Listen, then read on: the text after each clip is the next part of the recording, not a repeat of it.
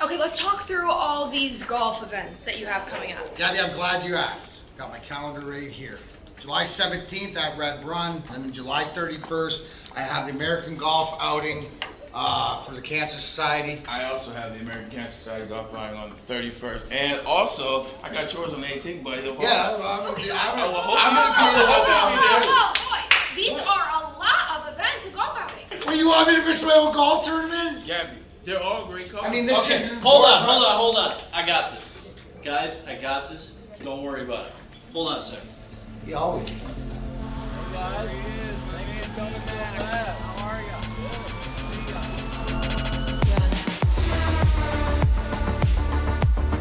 Remember the guys from Randy Wise, right? Sir.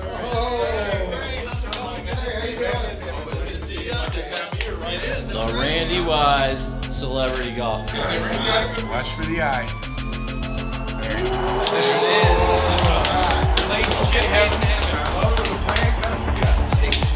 It's the Randy Wise Celebrity Golf Tour. Some of the biggest names in Michigan sports. And some, well, not so much. Brought to you in part by Premier Security Solutions, Fairway Packing Company, and Swiss Insurance. Watch episodes at woodwardsports.com. Yo, what's going on, everybody? Welcome back to Big D Energy. Hello, Friday. My name is Neal Ruhl. No D-Mac today. He is out on the golf course. More on that coming up in just a couple of seconds. We got Sam Flannel in D-Mac's chair. You know we have Spencer Raxter here in the building. And, of course, BMG, Big Mike Gentry, here with us today. All of you in the woodwardsports.com chat thread as well. Detroit Dabber 313 first in with the big what up, doe? What up, doe?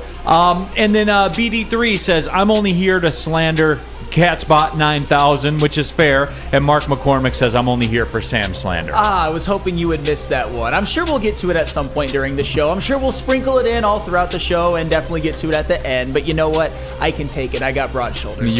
Give me your best. Yeah, absolutely. Panthers get the win in overtime. We'll talk about that coming up in just a second. But Spenny, you know, we were saying how D-Mac is out and about, running into some people out there on the golf course as well. Oh, look, it's D-Mac and Calvin Johnson this morning. So that's what they're up to. It is the height of golf scramble season, Sam Flannel. Absolutely, and I'm sure there's a lot of people in the chat that will say that they're the same when it comes to Detroit legends, when in reality, one is clearly a bigger legend, Calvin Johnson. I'm waiting for it, people. I'm waiting for it. And D-Mac, my friend, Darren McCarty, we've had this discussion, but yeah, I know it's coming. Give me your best. I know it. Starting it early. He is. He's going right in today on a Friday. But you guys know what this is already. It is, yes, indeed, a big package Friday. There are a couple of house cleaning things we're going to get to. I have a college football thing. We have a college football big package coming. But also, Big Ten football schedules have been released with USC and UCLA. That's happening, by the way, next year, everybody. Are you prepared, Sam Flannel? Yeah, I mean, you see it in writing, but at the same time, I'm a big college football fan. I've always been a big college football fan, and I consider myself a bit of a historian who likes tradition, and I always think of USC and UCLA as in the old Pac-10. But at the same time, there's going to create more big-time matchups for Michigan, including in 2024, which I'm sure we'll get to, going to the Coliseum to play USC. If I can really get my finances right, that might be one that I might consider making the trip. That's gonna be fun. You might make the trip out for that one. That's cool. That's cool. People saying I had that shirt in the '90s, Sam Flannel. That guy 62, Sam, stop. Bradley K, that didn't take long. I mean, I'm talking about Calvin Johnson, one of the greatest wide receivers who ever played NFL football, one of the greatest pound-for-pound, game-for-game wide receivers who ever played NFL football. And I see Chuck Brewer, I see you in the chat being like, one has 4 titles, one has 0. Well, Darren McCarty, and he would say the same, is a role player. And in 2008, he had 1 regular season point. Those are just all facts. Darren McCarty was an incredibly integral part of the 97 and 98 championships, and I would even say in 2002 was a fairly big part, especially in the playoffs. But don't you dare compare him to Calvin freaking Johnson, one of the greatest athletes in the history of the Detroit Lions. That's just facts, and it is in no way, shape, or form his fault that the Lions didn't win. Did you know that in 2 playoff games he had 296 yards receiving, 148 per game? It wasn't his fault. Stop it. All right, there that is. So we're off and running here on a Big Package Friday. WoodwardSports.com chat thread. Time to let that big package hang out. In a second, we're going to get to that. Spenmo, we showed that picture of D-Mac and Calvin. Mm-hmm. A couple of smokers, but of a different variety than the topic I wanted to approach with you. Okay. Now, you've been known to have a cigarette here and there. I partake. You partake, all right. That's your thing. Hey, that's your right. You do what you want to do. I've got no problem with you. Yeah. You live your life, brother. I'm not one to get in the way of it. However, your people, Spenmo. Yes. And this morning, I saw it on the way in. I've seen it a couple of times this week. Your people that are smoking their cigarettes and flip the butt out the window of the car. I do have a problem with those people. Yeah, that's fair. I do. The world is not your garbage can, your ashtray, none of that stuff. You hear me, smokers? It is not your ashtray. The world is not. No one wants to look at your cigarette butts laying on the ground and stuff like that. If you want to smoke, then you be responsible for it. You put it in your ashtray, in your car. Who are you guys to flip that thing out the window? Hey, I don't smoke in the new whip. No darts have been roasted in the whip. Then I've got no problem with you. I do have a problem with that person in front of me today and earlier in the week that have been doing it. Stop. Is that fair? Am I being out of line? That's fair. Okay. Yeah. That's it. I'm cool with it. Cool with it. Those dirty butt suckers. That's what I'm saying. Yeah. You guys are nasty. Stop being nasty. That's fair. Stop being a pig. It's like the same people that throw trash out the window. That's what I'm saying. Yeah. Now, look, I know someone's going to bring up technicalities and all that kind of. What about an apple core, Neal? What about biodegradable? Yeah, I mean, nobody should be throwing any kind of trash out the window. If you don't have an ashtray that you can put your cigarette in while you're smoking, you shouldn't smoke in the car. And honestly, you shouldn't smoke in the car anyway unless you're maybe making a road trip or something. I can understand that. But be prepared accordingly. And trust me, I'm not immune to having a few cigarettes back in my day. Even today, when I actually have a night out where I drink, which is very, very rare nowadays, I always bring a pack of cigarettes. But they have, usually outside on patios, those little, whatever you call them, holes where you can just stick your used cigarette butts in. You don't have to put them on the ground. No, your used lung darts. Yeah. Call it a lung dart. Darts, baby. We're ripping darts. That's what it's all about. Lung dart. Smokes. 6. Gotta love it. You gonna do a pipe when you get older, Spenny? Probably. Yeah. Yeah. Now remember too, I'll have a cigar. Probably about 6 cigars a year. A good smooth Cuban. Yeah. I like it. Oh, yeah. I do. I like it. I don't get into that rich, earthy tone, the kind that makes your lungs collapse every time you... My dad's a big cigar guy. Yeah? Mm-hmm. Is Mr. Raxter the big, dark... Oh, yeah. Robust? He doesn't discriminate. He likes them all. He likes them all? Sizes. Okay. So keep in mind, I will have a cigar. Like I said, maybe 6 a year tops. That's tops. fair. No, and cigars every once in a while. But guess what I don't do? You don't throw it. I don't just throw it on the ground when I'm done with it. I take care of it. It's really wild. You probably have a room in your house where you just go with your friends, you just smoke it, and out of lung shot of everybody else. No, it's outside. It's always outside. Yeah. Outside. Well, that's also fair. Probably on your deck, overlooking and lording over everybody while having your cigar. That's very on-brand Neal Ruhl, but at least I actually do agree with you on this one. As somebody who, as I said before, has been known to definitely have a few cigarettes when I drink, and I sympathize with smokers like Spenny from time to time, but don't litter it all over God's green earth. That's not right. Yeah, your used lung darts. WoodwardSports.com, chat thread, Pistons fan 11. The worst part is people that throw their spitters out the window, too. That's gross, too. That's fun. Here's the moral of the story. Don't be a pig. Pick up after yourself. How hard is it? Absolutely. I mean, especially the dip spit, for lack of a better term. That's definitely not something you want just littered around all of God's green earth. And I say it again as somebody who partaked from time to time back in college because of peer pressure and actually learned that I don't hate it. So Well, Chromium says it. Sam is the menthol man. You are the menthol man. Well, I did say that sometimes back in the day, Pall Mall menthols, I would get a whole pack of those and probably have them all done before the end of the night. I never got addicted though. You guys got to see Spenny's face, man. They have like a mintiness to them that I like. No, but for Spencer Raxter, those eyes have seen some things. Yes. They will see some things this weekend. I've seen some things. They've been through things. Yes. For him to have that look on his face, Spenny, about a menthol cigarette. Menthols are gross to me. So it's menthols as a whole, not just Pall Mall. So No, Camel yeah, Crushes, those are the same thing. Yeah, I'll just admit, menthols in general. I'll admit, when I smoked cigarettes when I was like 18 years old, Camel Crushes. Camel Crushes are where it's at. And when Did you flick the lawn dart? No, Or the lawn no. dart. The lung dart butts I had the everywhere? ashtray in my car back then. Yeah. I've been told cars don't have ashtrays anymore. I never noticed You because can I'm not a buy smoker. one, like the cup ones. They're like $2 at the store. And you put it in your There you cup. go. See, people? Stop being a pig. Stop.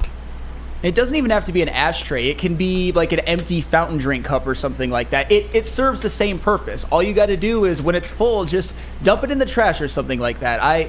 Littering as a whole, it's just one of those things that I don't get why anybody does it. There's no purpose to it anymore. I mean, there never really was, but people are more aware that it's bad and just stop littering. That's just, it's such a bad habit. I'm a 27 man myself. The old Marlboro 27s.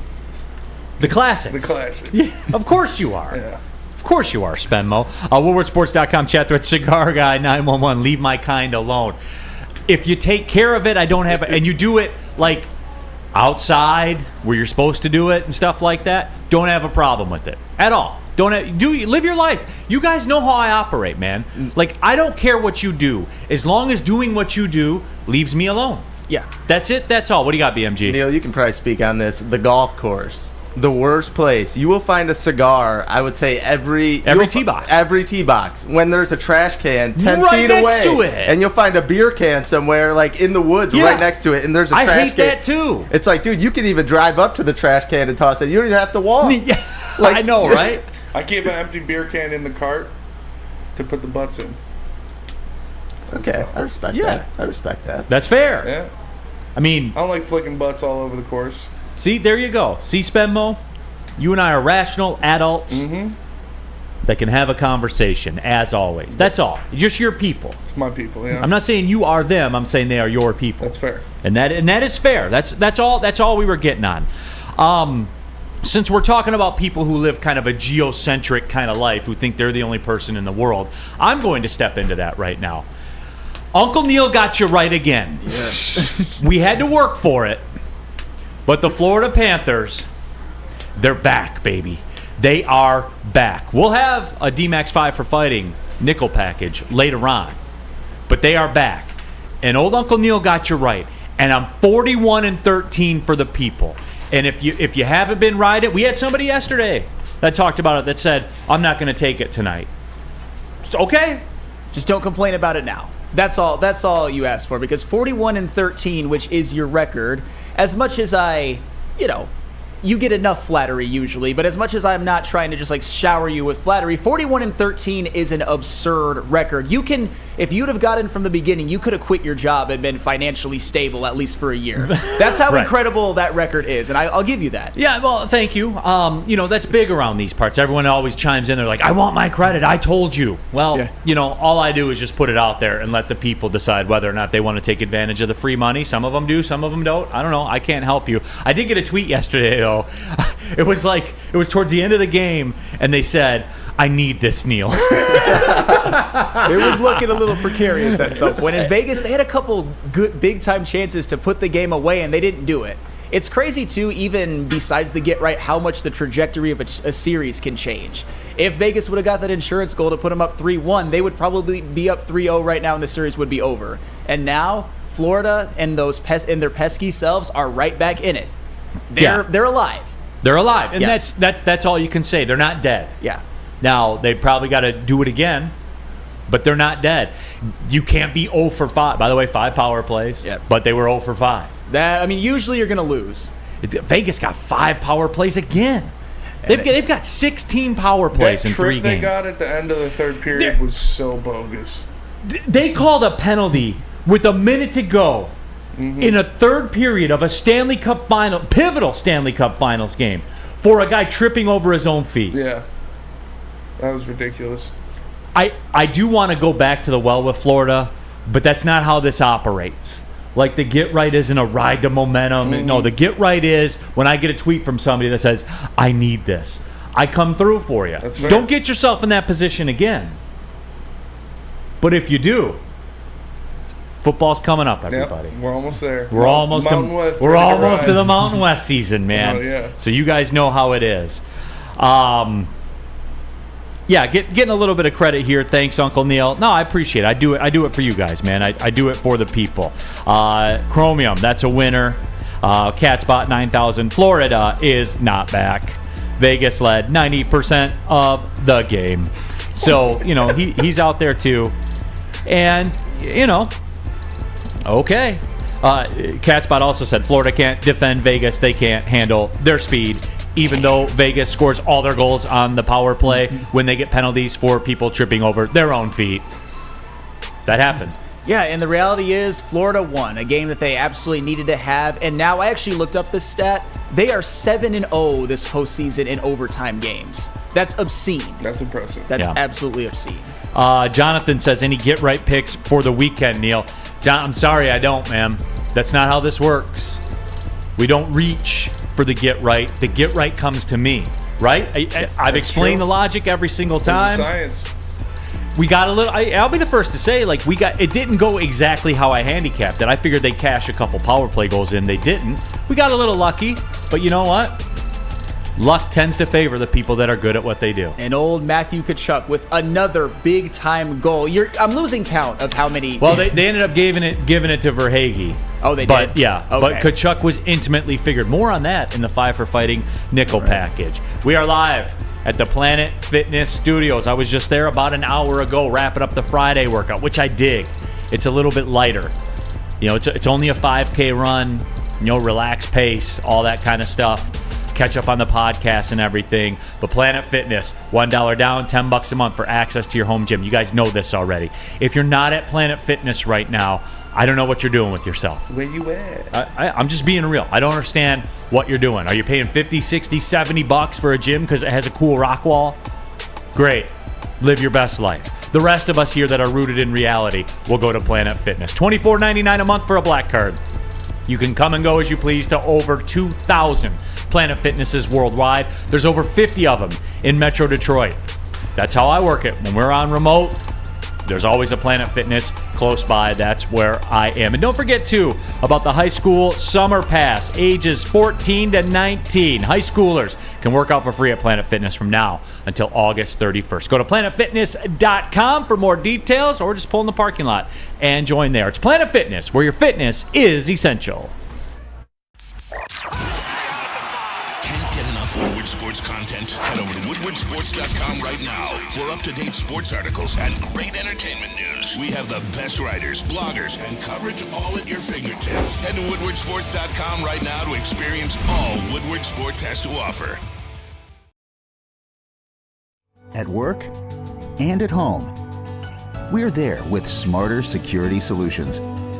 Featuring complete automation with customized alerts and more. For over 90 years, we've been the company that's been counted on to protect what matters most, all with personalized service and care. Right now, for a limited time, receive a free video device plus free installation with a new home system. Guardian Alarm. We protect Michigan.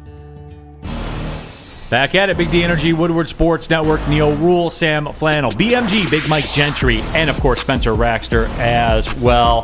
Happy to have you all on the woodwardsports.com chat thread. Get your thoughts out there and get it popping. So, Florida is back, baby.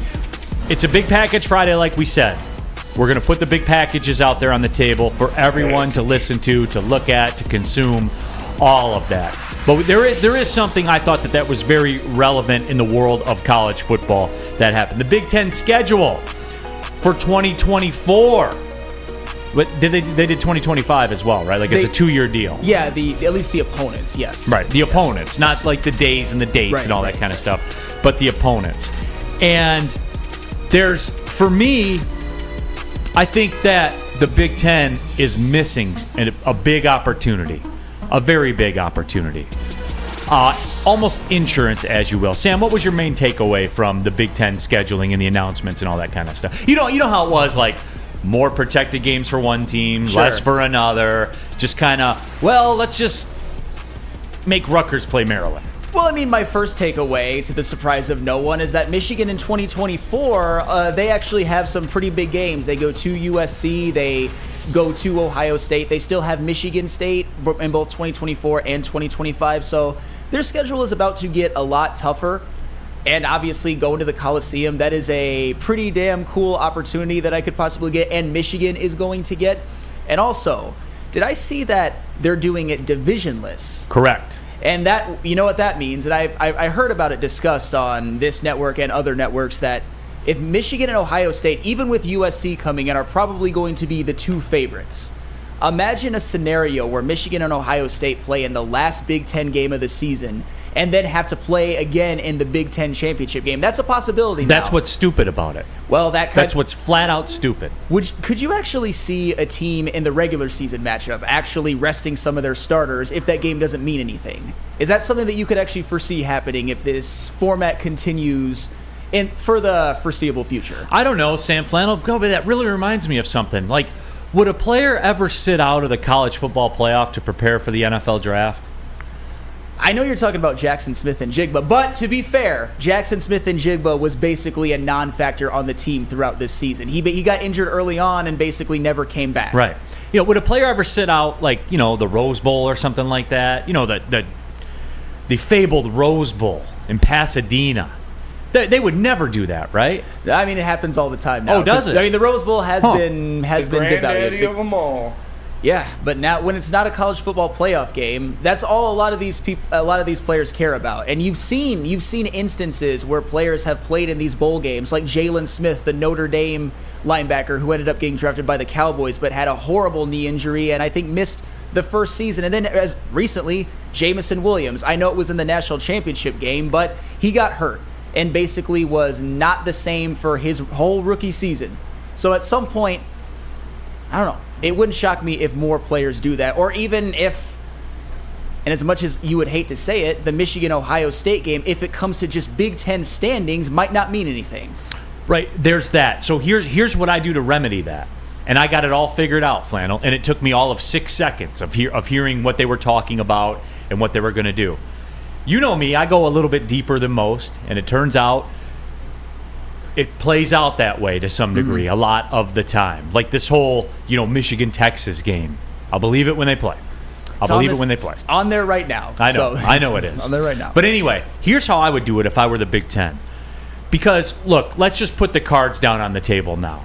TV runs this. We all know that. More on that in the college football nickel package coming up. Stay tuned. By the way. You see Notre Dame's new athletic director? Seen. Yeah, so we'll discuss that. Yeah, we'll talk about that later. Here's how you do it with the Michigan-Ohio State thing. They play the first or second game of the Big Ten season in September.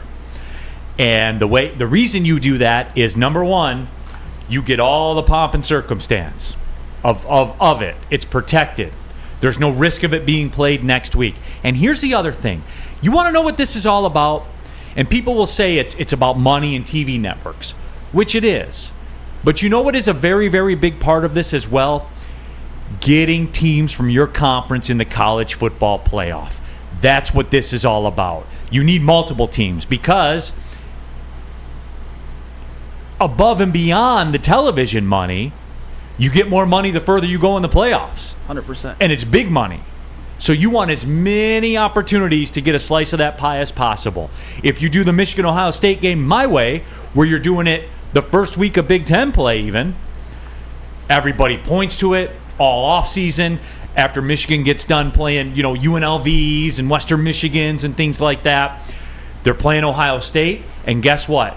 You get all the hoopla, you get all the attention, you get all the energy, all of it. The big crowds, everything that goes along with it. All the networks broadcasting from there, all the pomp and circumstance. And it doesn't matter who wins. You feel like you do. If you feel like it does, But in the grand scheme of things, when November rolls around again, when you get to Big Ten championship games time, you play it again. And with how weak the Big Ten is, sorry guys, you've even come around to that now. With how weak the Big Ten is, you get to the point where if Ohio State loses twice to Michigan or Michigan loses twice to Ohio State, you just go to market and say, well, you know, the only 2 losses were to this team that's undefeated or the Big Ten champion. So who do we play in the playoff? Yeah. It's handled. Everything is there for you, Flannel. You get multiple teams in. You don't lose any of the luster for either Michigan-Ohio State game, and boom, away you go. When you say that, of course, as somebody who is a Michigan fan and who does value tradition, just saying, playing the Michigan-Ohio State game as the first conference game, that seems a little sacrilege at this point. But it would take away the possibility of them playing each other in back-to-back weeks. And you kind of mentioned that it wouldn't matter who wins the Michigan-Ohio State game in the first one, but there's a chance that it would matter. If the outcome is predetermined, if it's predetermined that they're both going, if they play in the final game of the season, then it 100% won't matter. I think there will still be that juice for it. If they play it, not even necessarily at the beginning of the conference season, but not at the very, very end, so that there's a gap between those games and that game and the Big Ten championship game. Chuck Brew in the WoodwardSports.com chat thread. And Chuck, you know, we love you obviously here, but you got to get past this line of thinking, Chuck. This is a new day and age. Says not going to happen. No team in the country plays their biggest rival that early in the season. College football, as you know it, and these rules that everybody's supposed to follow, kind of these unwritten rules, that's dead. All this stuff is about right now is nuking those television ratings. And under Sam's proposed outcome, where you play each other twice in a week, you play each other twice in a week, or you run the risk of the game not mattering. Because if Michigan and Ohio State are there and they're both going no matter what happens, the juice is gone. There's no juice. Like, sorry. You can say, oh, well, it's Ohio State. It's Ohio. And it's that school up north and all that stuff. That's you guys. That's you guys trying to prop this thing up. Under my plan, you get it all. And I'm telling you guys, ratings would suffer because it's not an all-in scenario. It's not. That first game, Michigan-Ohio State in November, ratings would suffer. What would ratings be like the first true Saturday night of the college football season? I mean, it would be incredible if Michigan and Ohio State were playing each other because it's one of the biggest ratings draws in all of college football, and it would set the Big Ten season off to a good start. Sometimes week one of the Big Ten season, there's a lot of games that aren't really going to matter. Like Michigan might be playing Rutgers, or Wisconsin might be playing Iowa or something like that. I'm just spitballing. But if it's Michigan, Ohio State, and it still means something, it doesn't matter when that game is played. Michigan and Ohio State is going to be a draw. The fans are going to want to come out and see it. And I think in your scenario, if they don't play it as the last game of the regular season, or if they play it as the first game, I'll grant you that.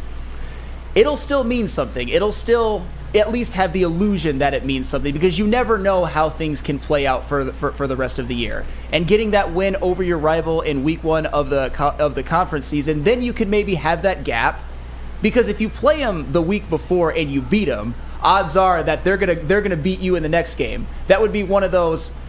You could see a scenario where Michigan or Ohio State, they might rest a few of their starters for the final regular season game, but then be ready for the game that actually matters, which could determine who goes to the college football playoff, or even if they both go, seeding. Because you want to beat your rival at some point, but you would have 2 chances to do it, and especially if it's back-to-back, I don't necessarily like that. I don't know if I like any of this, but you know what? It's college football. I'm going to watch. I love college football. No, absolutely. Catspot says Neal is missing the point. The networks putting the games on don't want the big rivalry games early in the year. Brandon, they are about maximizing ratings calendar round. Look at the money that's being thrown around, man. You cannot put that game in harm's way. You can't do it. You can't. Why? Explain to me the no, other than it's tradition. Explain to me what the flaw is in my plan. Explain it to me. First off, is that a real concern by me? That if it's predetermined they're going to play each other twice in 2 weeks, you can't help but lose juice for that first game. Of course it's a real concern. I mean, maybe with USC coming in, Penn State fluctuates from being up there with the top dogs from time to time, but Michigan and Ohio State, at least for the foreseeable future. It wouldn't shock me at all if both of them are going to make the Big Ten championship game, no matter who wins the rivalry game against each other. So yeah, of course that's a legitimate concern. Chuck Brewer says, so Bama, Georgia going to play week 1. That's bigger than Michigan, Ohio State. They don't play each other this year. Bama and Georgia almost never play each other in the regular season. It just seems like they do because they play in the SEC championship, and then they're always in the playoff together, and they always have to play each other because they always kick the piss out of whatever Big Ten team they play. It's true. Yeah, I mean, that is the thing. If you really look at their schedules, Alabama and Georgia, they almost never play each other in the regular season. You're right, it's an illusion, and I think in the 2021 season, they did play each other twice in the SEC championship game and then the national championship game. If you're good enough, you guys will play each other. Even if Michigan and Ohio State aren't scheduled at all in the regular season, which would never happen, but they would still probably play each other. That's it. That's all. All right, and if you want home protection, of course you got to go to Guardian Alarm. Of course, it's a new year. Let Guardian Alarm offer you customized solutions from real experts. Our professional technicians take the time to recommend security and automation solutions specific to your needs. 24/7 professional monitoring. Call us anytime, day or night, and know that a Guardian team member will stay on the phone as long as needed. Technology backed by people. Your safety and security deserves technology that's been proven to work and people who have been proven to care. Give them a call at 1-800-STAY-OUT. That's 1-800-STAY-OUT. Guardian Alarm, your local security experts. Love Woodward Sports? Love wearing clothes? Then you should be wearing Woodward Sports clothes. Check out our full line of merch at woodwardsports.com. Just click on shop. We have all your favorite designs, like Dan Campbell kneecaps, Woodward Golf, and of course, our own logoed out merchandise. Men, women, infants, kids, all love Woodward Sports. Impress your friends. Impress your boss. Impress your dog. Buy Woodward Sports merch today. Big Boy Strawberry Fest has officially arrived, and we're here to show you the very best flavors of the season. Satisfy your sweet tooth with our deep-fried vanilla Oreos, strawberry hot fudge cake, and a slice of our classic strawberry pie. But that's not all. Cool off on a refreshing summer splash salad, or savor the flavors of our chicken Caesar wrap and strawberry bacon chicken wrap.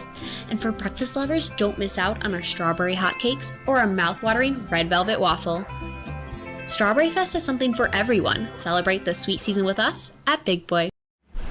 Back at it, off and running on a Big Package Friday. Neal Ruhl, Sam Flannel, BMG, Big Mike Gentry in the house, Spencer Raxter here as well. Real quick, because we got a lot of packages to put out there on the table. Catspot says the rivalry games are more important later in the year. The stakes are higher. They're not anymore. Guys, get past this line of thinking. 12 teams go to the playoff now. 12. We're going to know 6 of them by the middle of November. Is that starts next year? Correct. Oh shit. Don't worry, Flynn. Don't worry, Spence. You don't have to worry about that. Not at all. It's all right. It's a big year for you guys, man. It's a big year. Now, do you believe me about it was important to go to a bowl game last year? I'm just saying, Spencer, it was. Yeah, I don't really care about that. I know you don't, but that's going to be the narrative. Yeah, oh, for sure. I'm just saying. For sure. Are the bowl games bullshit? Yes, they are. Yeah, I don't really care about the Duke's Mayo Bowl. I know you don't, but it matters. Yeah. It does matter. All right, it's time. You guys know what it is. Big Package Friday. Let's put those packages out on the table. You know we're going to start with the Detroit Lions. Let's do the Detroit Lions Nickel Package. 5 questions about your Detroit Lions. All right, first question of the Detroit Lions Nickel Package. Will Brian Branch get meaningful playing time this season? Not if he's out there trying to check J-Mo anymore. Yeah. That's the reports. Branch getting cooked by Jamison Williams. And I'm not saying it's over, bust alert or anything. I'm not like you guys out there when Jamison Williams bets on a college game from a team hotel, by the way. Will he get meaningful playing time? Their biggest weakness turned into a strength. Yeah. Like through the course of one offseason, it turned into a strength. So he's going to have to be good to get playing time. He's going to have your guy, by the way. No, and that's fair. And for the record, I don't think Brian Branch will ever be expected to cover a guy the caliber of Jamison Williams in a game because he's more of either a slot corner or safety. But still, I understand. Brian Branch, he is very, very versatile. That's the thing that I think will possibly get him on the field if there's an injury or something like that. But right now, at least for this season, this secondary with Tracy Walker coming back, the addition of Sutton, Mosley, and C.J. Gardner-Johnson, and having Kirby Joseph back there, it's deep. It's a bit of a logjam. So it's going to be tough for Brian Branch to kind of crack the lineup from time to time. But if there's an injury and if Brian Branch shows out and if they run these packages where maybe they have 6 secondary players. I think he will get some playing time, but next year, with C.J. Gardner-Johnson and Emmanuel Mosley being on one-year contracts, that's when you really look for Brian Branch to possibly start. WoodwardSports.com chat thread. Steve Wild says Sam Flannel has a pea-sized package. Oh, damn. That's not nice. Well, someone likes it. All right, question number 2 of the Detroit Lions nickel package. Bigger impact rookie season, Jahmyr Gibbs or Jack Campbell? I think these are 2 different answers. Who it will be and who it needs to be. Mm-hmm. I think who it needs to be is Jack Campbell. I think who it will be is Jahmyr Gibbs.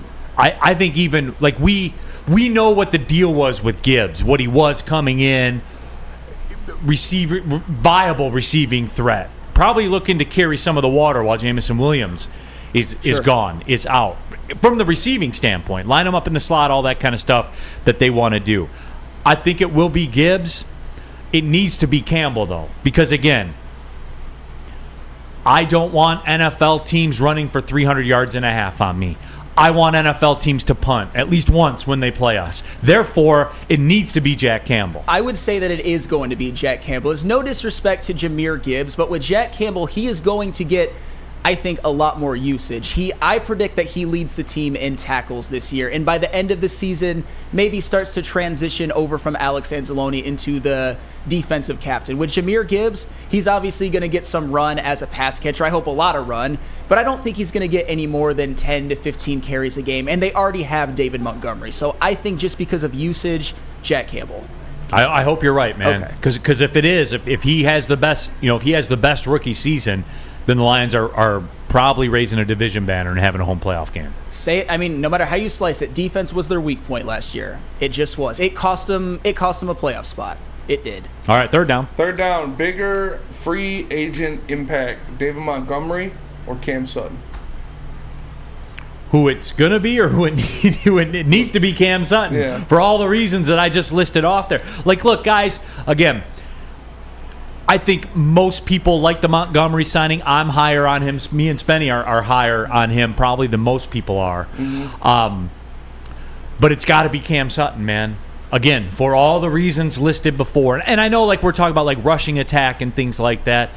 But the defense, to get to where – because we all say the window's open, right? Sure. Is that universally held? Yes. Yes, like absolutely. the window's open, right? Absolutely. Then the time for the bullshit with the defense is over. Like, you can't have games like that. Your defense has to keep you in everything all the time because that's what good teams' defenses do. Here's why it's going to be Cam Sutton and not David Montgomery. I think the pendulum has shifted a little bit too far to the bad when it comes to Jamal Williams' tenure here. I believe he was a little overvalued when he was here, but now that he's gone, people are just taking the time to take pot shots at him like David Montgomery is this enormous upgrade. And for the record, I believe he's an upgrade.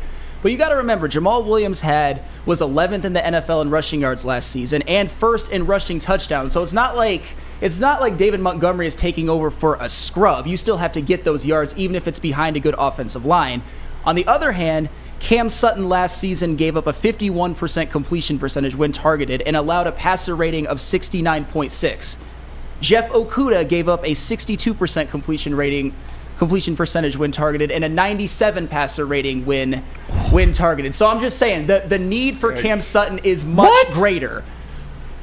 I was told he was playing well. Well, I mean, he was playing well like Almago's back, right? He was on the Javier Baez playing well. He had some good moments. I will give him that. But 97, that's not QBR. That's passer rating. It's not as bad as people think. But I'm just saying that the Cam Sutton signing, it's needed. I think he's going to be the number one corner on this team and turn out to be the most valuable free agent signing out of everybody. So give me Cam Sutton. Remember, I was told Okudah was. Remember, we had those discussions. He had some good games. I was told that. Yeah. Those numbers suggest he did not. I guess not. Those numbers are it's like Javi Baez's on base percentage. Mm-hmm. Like, you know it, but then when you see it, you're like, damn, for real? Is that even possible? Oh, it's possible. Oh, it's possible. And it's real. All right, bigger jump in year 2, Aiden Hutchinson or Kirby Joseph? Wait a minute, hold on. Gary and Grand Haven. I was told we need to re-sign Okudah in October by Neal. Neal's been on the cut Okuda for a while. Yeah. Plan, everybody. Yeah. I was stunned they got anything for him in trade. But anyway, though, Hutch or Kirby, bigger year 2 jump. I will say this. I know the masses, and they're going to accuse me of being a Michigan hater and stuff like that, and I know what the masses are going to say, and I understand it. How about, will you give me this? Can we meet in the middle? I think the chances of it being Kirby Joseph are far greater than a lot of people realize. He's got a chance to be special, man. Let me. Is that fair? Yes. I'm not going to say it's Kirby over Hutch because I don't want to draw the sword on a big package Friday.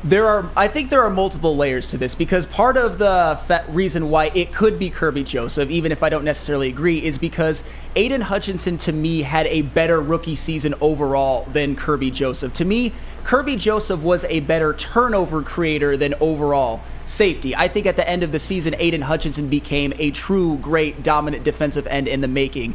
And I think he takes that step up to, I predict 13.5 sacks, just like Spenny. I stole your number, but I think it's a good one and becomes a Pro Bowler and then goes from there. With Kirby Joseph, I think he's got a nose for the football, but he wasn't graded out as well during things like run defense and coverage and stuff like that. And I expect that to go right up. I think Aiden Hutchinson will be a star. I think Kirby Joseph will be an elite turnover creator, but maybe not an elite safety. So give me Aiden Hutchinson. WoodwardSports.com chat thread. Super Saiyan Lion says, well, most of Kirby's production came off Aaron Rodgers, so who knows? Hey, that's a good call. Hey, yeah. You know, the guy that we steal on all the time is no longer here. So that is a good call. That is interesting to note. DNCENT, every time Neal says a lot of people will disagree with me, everyone agrees with them, LOL. Well, maybe I shortchange people's common sense sometimes. I don't know. All right, 5th down. Last question of the Lions nickel package. Does Chauncey Gardner-Johnson's energy alone change this defense? It seems to be, doesn't it? And I'm not even talking about on the field because I haven't been out there. You know, Broder might be a better person to ask this question to. But I do stay in my lane. And when I see media interviews, it seems that way. It seems like there's a different energy. Now, that's easy now because, you know, it's not 92 degrees and it's not training camp and, you know, a NFL team hasn't not punted in an entire game. Like, that's easy to say now when the conditions are easy, when everything's easy and there's nothing on the line. That's easy to say. So, up to this point, I would say yes.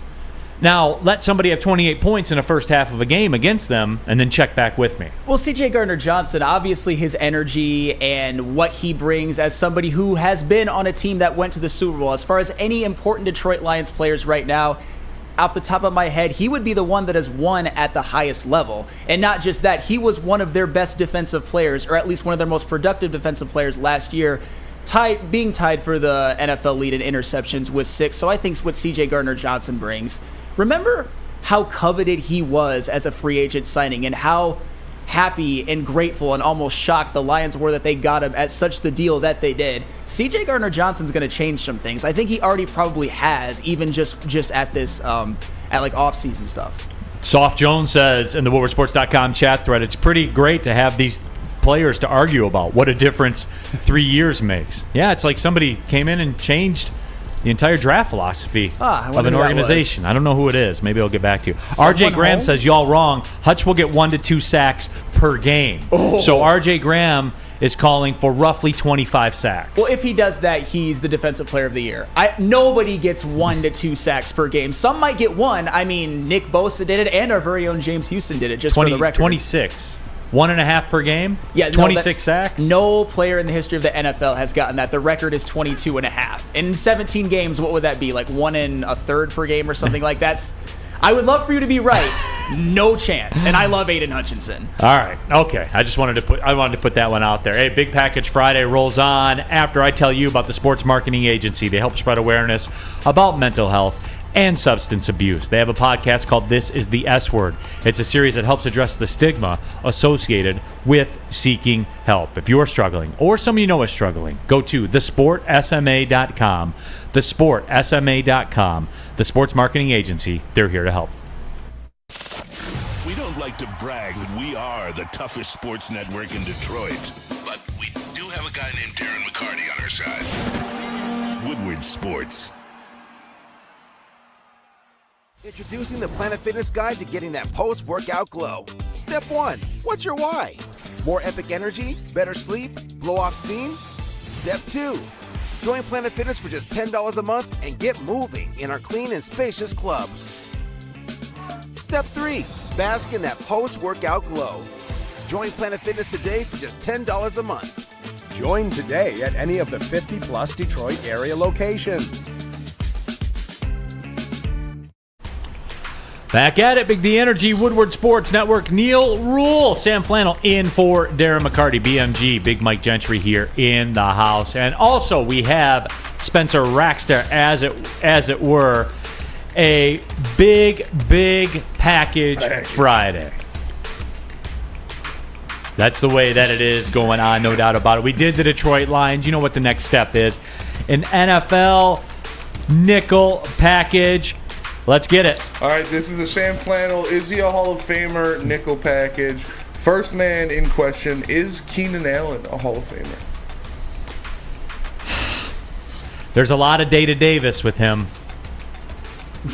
Well, at least except the fact that Anthony Davis is actually going to be a first ballot Hall of Famer. And I say no to Keenan Allen. Keenan Allen is one of those guys that he's your favorite wide receiver's favorite wide receiver. Braylon Edwards swears by him. Lucas, who played wide receiver in high school in the back, swears by him. But Keenan Allen, he has had some injury issues, and he's only... Look, Flannel, I know you're going to go into this dissertation right now.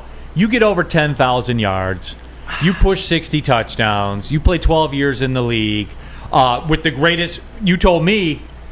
one of the greatest quarterbacks of our generation right now. He got some of those numbers with Phillip Rivers, though. But I'm telling you, though, right? Like, obviously, he's going to be lifted up. I don't think by Justin Herbert. Well, maybe, but he's also up there in age. He missed 7 games last season, and he's only had over 1,200 yards in a season one time. That's something that I had to look up, and I didn't even know. And he's never had more than 10 touchdowns in a season. And he might be cooked. He doesn't have 10,000 receiving yards yet. He has about 9,300. I don't think he's ever really dominated the NFL. Give me a couple more Pro Bowl seasons, then yes. I don't see it. I say no. It's just and look, I know, and RJ Graham, I agree with you, says, why are we giving a Hall of Fame to everyone that maybe is just a good player?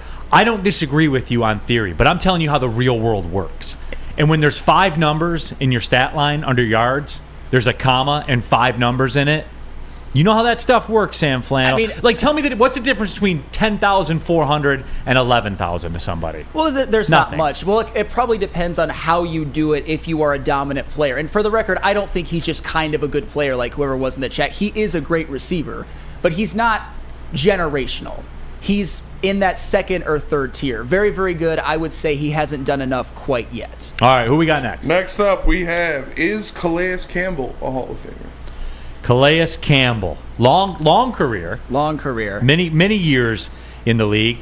100 sacks. Yeah, you get 100 sacks, you're in. Sure. I would say yes as well, even though his sack numbers, at least on a per-year basis, are a little bit underwhelming, but he has been a 7-time Pro Bowler, a 1-time first-team All-Pro, and in that season, he finished second in Defensive Player of the Year. That was the 2017 Jacksonville season. You know the vibes I get from him? Season. What's that? And Ndamukong Suh vibes.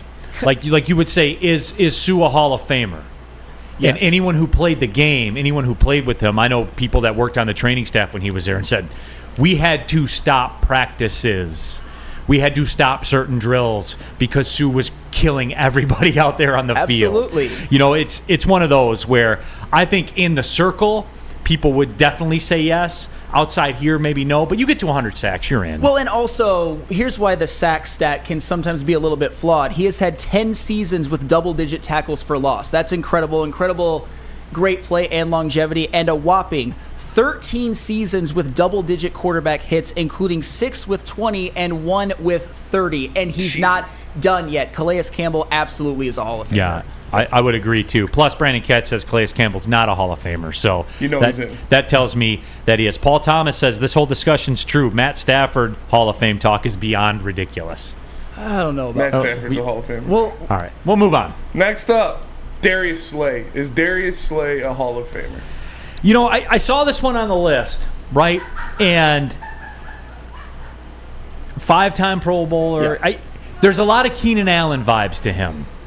There is. Like when you start breaking it down, he had his moments and things like that, and he's a very, very good player. and I know that we have an affinity for him here because it all started here with the Detroit Lions. Is he Hall of Very Good? Like, is he Flannel? And, you know, as you take a look at it, he does have 26 interceptions in the league. Like, it's right there on the line, I think. I would say yes, and here's one of the reasons, and you can't overlook this. Out of all of the players on this list, I think he's the one with the most prime years left. We'll get to the others later, but I think he has a couple more good years left, especially in Philadelphia. And one thing that he had that Keenan Allen did not have was a truly dominant season. First-team All-Pro in 2017 with the Lions, led the NFL in interceptions and pass deflections. I think he will need maybe a couple more Pro Bowl seasons, but I think he'll get it. That's the reason. You know what else too? They got to cash in a Super Bowl for a lot of people's legacy. Like, this goes for Keenan Allen, this goes for Darius Slay. You know, you win that Super Bowl, and does it really have an impact on your career? Does it do anything for your career? No. This thing is all about, it's like a political campaign, this stuff is. It's all about perception and what people think. Well, it's the Frank Clark conversation, why we both agreed that he is a Hall of Famer, because he's won 2 Super Bowls and he's been one of the most productive postseason edge rushers ever. Postseasons can make or break legacies, even for guys who aren't quarterbacks, even for guys like Darius Slay and Keenan Allen. Boy, Slay's 32.5, man. Yeah, 32.5. I would say if Keenan Allen or Darius Slay, if either of them gets a Super Bowl, they're in for sure. Yeah, so, all right. All right, next one is Flannel. Is Ezekiel Elliott a Hall of Famer? I saw this one on there. Flannel, you know what? I forgot that he was on there. You know what? Never come up with the nickel package. Is Ezekiel Elliott a Hall of Famer? Okay. Yeah, he's a Hall of Famer. He's the 40 yards per game Hall of Famer. He's the you had him on your fantasy team, so you think he's good Hall of Famer. He gets overdrafted every year in fantasy. He is not he's not even Hall of Very Good, Flannel. Oh, stop it. No. He's 40 yards per game, has great abs, and that's about it. Who's he playing for now, Flannel? Okay. What team is he on now? There are certain What team's he on now? I don't know. Because he's not on Because one. he's not on there one. There are certain players that you have absolutely no objectivity when it comes to. You just like cringe up and just go crazy hearing the name Ezekiel Elliott. I would say no for the record, but this. So you agree? But this idea that he wasn't a great player at the beginning of his career. He had a couple nice seasons. He led the NFL in rushing twice. He led the NFL in rushing yards per game 3 times, except one season he only played 9 games because of suspension, and then he had a 1,350-yard season in his 4th year. And he has fallen off a cliff. That is fair. 80 yards per game in his career, and in the last 3 years, he's averaged 61 yards per game. Okay. Get him out of here. He's fallen off a cliff. Hall of Fame. Don't you have to be good for a career, not just a contract, a rookie contract? He was one of the best running backs in the NFL for 4 years. You have no objectivity when it comes to Zeke. And I agree, he is not a Hall of Famer, but he is Hall of Very, Very Good. Whatever. Okay, Hall of Very, Very Good. Very good abs. Yeah, and over 1,600 yards in his rookie season. He didn't have 40 yards a game that year. Mm-hmm. Didn't have 40 yards a game his 3rd year. I know. Maybe this is flawed. Maybe this is flawed logic with me. But ask people in the fantasy football community about him. What do you think the overriding opinion would be in the fantasy football community? Probably that he's been a disappointment. Okay. But if you had him in his rookie year, you probably won your league, just for the record. And I'm not an Ezekiel Elliott fan. I'm defending him against like the irrationality of Neal Ruhl. Rack says 4 years in the 4 years is not Hall of Fame worthy. And I agree. He's not a Hall of Famer. He's not a Hall of Famer, but he's not trash, like you say. And like even like Gale Sayers was mercurial when he played. The style that he played. Now his knee injury got cut short. He got in the Hall of Fame. I think it was about 5 years he played. Something like that. He was mercurial, though. Sure, he was like nothing the league had ever seen. Absolutely, and that counts. Of course it does. Guys, like you guys think that it's in this vacuum with numbers, and it's not, man. The context matters, and how you play matters, and your perception matters. He's been a bust for the last 4 years. Not falling off a cliff. He's been a Flannel. For the last 3 years, he's been a bust. The last 4 years. Did you not see that 1,354? He's averaged 65 yards a game the last 4 years. Okay, but the last 4 years. That's been deflated by the last couple of years. He got 1,354 yards in 2019. Look, that is the stat. And before that, he had almost 1,500, and then in his rookie year, he had over 1,600. I'm not saying that he's a Hall of Famer. I'm saying that he is better than you think he is. He was I don't great. know. I just going off the last 4 years when he averages about 65 yards a game. I got a lot of guys out there that have done that. Okay, that's fair. But what did he do the first 3 years? Probably about... So for more than half of his career, he's been about what anybody else would give you. I would say for 3 out of his 7 years. I'll give you 3 out of his 7. Okay. 3 out of his 7. Whatever. Not a Hall of Famer. All right, last one. Is Harrison Smith a Hall of Famer? I was looking at that one, and I want to give the final verdict on it. And look, it's hard for safeties, right? Like right off the bat, it's hard for safeties unless you have just a ton of picks, which he does. Yeah, like 34 picks, I think it was, 4 touchdowns. That's a ton, but that's very, very good. Yeah, multi-time. Yeah, he probably is. You know what he's going to be? He's going to be that one that gets in like 15 years. That current generation of football fan will be like, yeah, I don't remember that guy. You know how every year when there's a Hall of Fame class, you're like, oh, I never heard of that guy before. Yeah. That will be Harrison Smith to somebody Spenmo's age 15 years from now. I wasn't even alive when he played. That's fair. He played on the Vikings. What did they do? Oh, they were mid? You see what I'm saying? Like, again, the context matters. And I would say probably... I think he has a little bit more work to do. He's a 6-time Pro Bowler, 1-time first-team All-Pro, 1-time second-team All-Pro, 34 career interceptions. I think if he gets to 40 interceptions, 1,000 tackles, he has 946 right now, he'll obviously get it, and 20 sacks, right now he has 16 and a half, plus all the Pro Bowls, plus all the All-Pros. Yeah, I'll put him in at that He'll point. get in. He won't be like a first ballot in. No. He'll get in eventually because the number people will be like, those are damn solid numbers. He'll get in. And then like I said, 15 years from now, people will be like, oh, I never heard of that dude. Yep, and there he is. But even now, he just flies so under the radar. I've never thought of him as a dominant safety. I never have but when either. you look at the numbers, especially making a first-team All-Pro, and I believe in that same season, he was 4th in Defensive Player of the Year voting. It's like he was.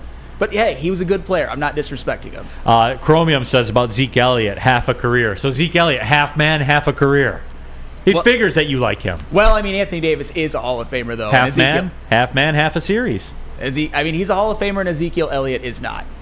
Half man, half a series, right? I mean, just like Zeke Elliott, half man, half a career. You know, I don't think we have time to. We'll get into something sometime. All right. Was that it? Yep. That was it. That was it. All right. I'm impressed with how we're keeping it timely today. Yeah. It's pretty impressive. Absolutely. If you want a haircut in a timely fashion, what's the move? Absolutely. I was just about to mention that. I would go to Lady Jane's because any of those wonderful stylists always have me looking so good every single time I go there, no matter who they are. And how would you like to win not 1, but 2 vehicles of your choice? One for you and one for your wife, your girlfriend, or your best bud. Get to Lady Jane's today for an award-winning haircut and automatically enter for your chance to win, courtesy of Les Stanford Buick GMC of Ferndale. Lady Jane's open 7 days a week. Walk in anytime. It's wicked awesome. Can't get enough Woodward Sports content? Head over to woodwardsports.com right now for up-to-date sports articles and great entertainment news. We have the best writers, bloggers, and coverage all at your fingertips. Head to woodwardsports.com right now to experience all Woodward Sports has to offer. Since the dawn of moving people, Chevrolet has led the way. The world of transportation is changing. At Feldman Chevrolet, we are leading the charge forward. With every electric vehicle, every mile traveled, one Feldman at a time. The company that puts more Chevys on Michigan roads is now the #1 name for Chevy electric vehicles. Pulling up on the second hour of the show, Big D Energy, Woodward Sports Network, Neal, Ruhl, Sam Flannel, BMG, Big Mike Gentry, Spenmo Rax here in the house. Hey, subscribe to the Big D Energy podcast if you would be so kind. Hey, do this. Subscribe to it. Then what should they do, Spenny? 5-star. Give it a 5-star review, but then in the comments say, Sam Flannel sucks. But the rest of the show's awesome. Or Sam Flannel's mid. Whatever brings them in. Yeah, Sam Flannel's mid, but the rest of the show is good. It's like half a year, half a show. Like 3/4 of the show is good. Half a man, half a shirt. And the Zeke Elliott, respect to all of you in the WoodwardSports.com chat thread right now with the Zeke Elliott half man, half a shirt resets. Although, to be fair, I don't hold that against him like I do the jorts with Data Davis, because if I had abs like that, I would never wear a shirt ever. You shouldn't go to the draft with a crop top suit or whatever. You should when you have abs like that. I mean, fair enough. Flannel, I would go to the grocery store like that.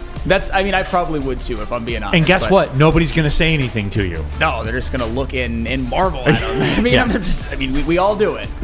100% I would do that. Steve Wild says, I'd give it a 5-star, but Flannel drops it to a 3. Well, Steve, don't do that. Yeah. Give it a 5-star and then notate in your comments, in your review, just say, hey, show's great, Sam Flannel sucks. I mean, I'll take it as long as you rate it a 5-star. Yeah, absolutely. Hey, big package Friday rolls on here into hour number 2. We're going to go NBA. I got college football coming up next. We got the Spenny Sports Book, the return of the Spenny Sports Book. And I have Darren McCarty 5 for fighting and D-Mac Stead, who's playing golf with Calvin Johnson right now. So, yeah, let's do it. All right. Fast break. Fast break, NBA edition, playoffs edition. Who is your playoff MVP? That's an easy one. The MVP of the entire league. Joel Embiid? No, the real MVP of the entire league. The man that's been the MVP of the league for, I would say, pushing half a decade now. Nikola Jokic is arguably, and I can't wait for him to get this championship because the talk is deserved. You and I had a pretty heated debate before the show went on about his placement in the pantheon of NBA Finals performances. We don't know what we're watching with Nikola Jokic. We know, right? We know the triple-doubles and the numbers.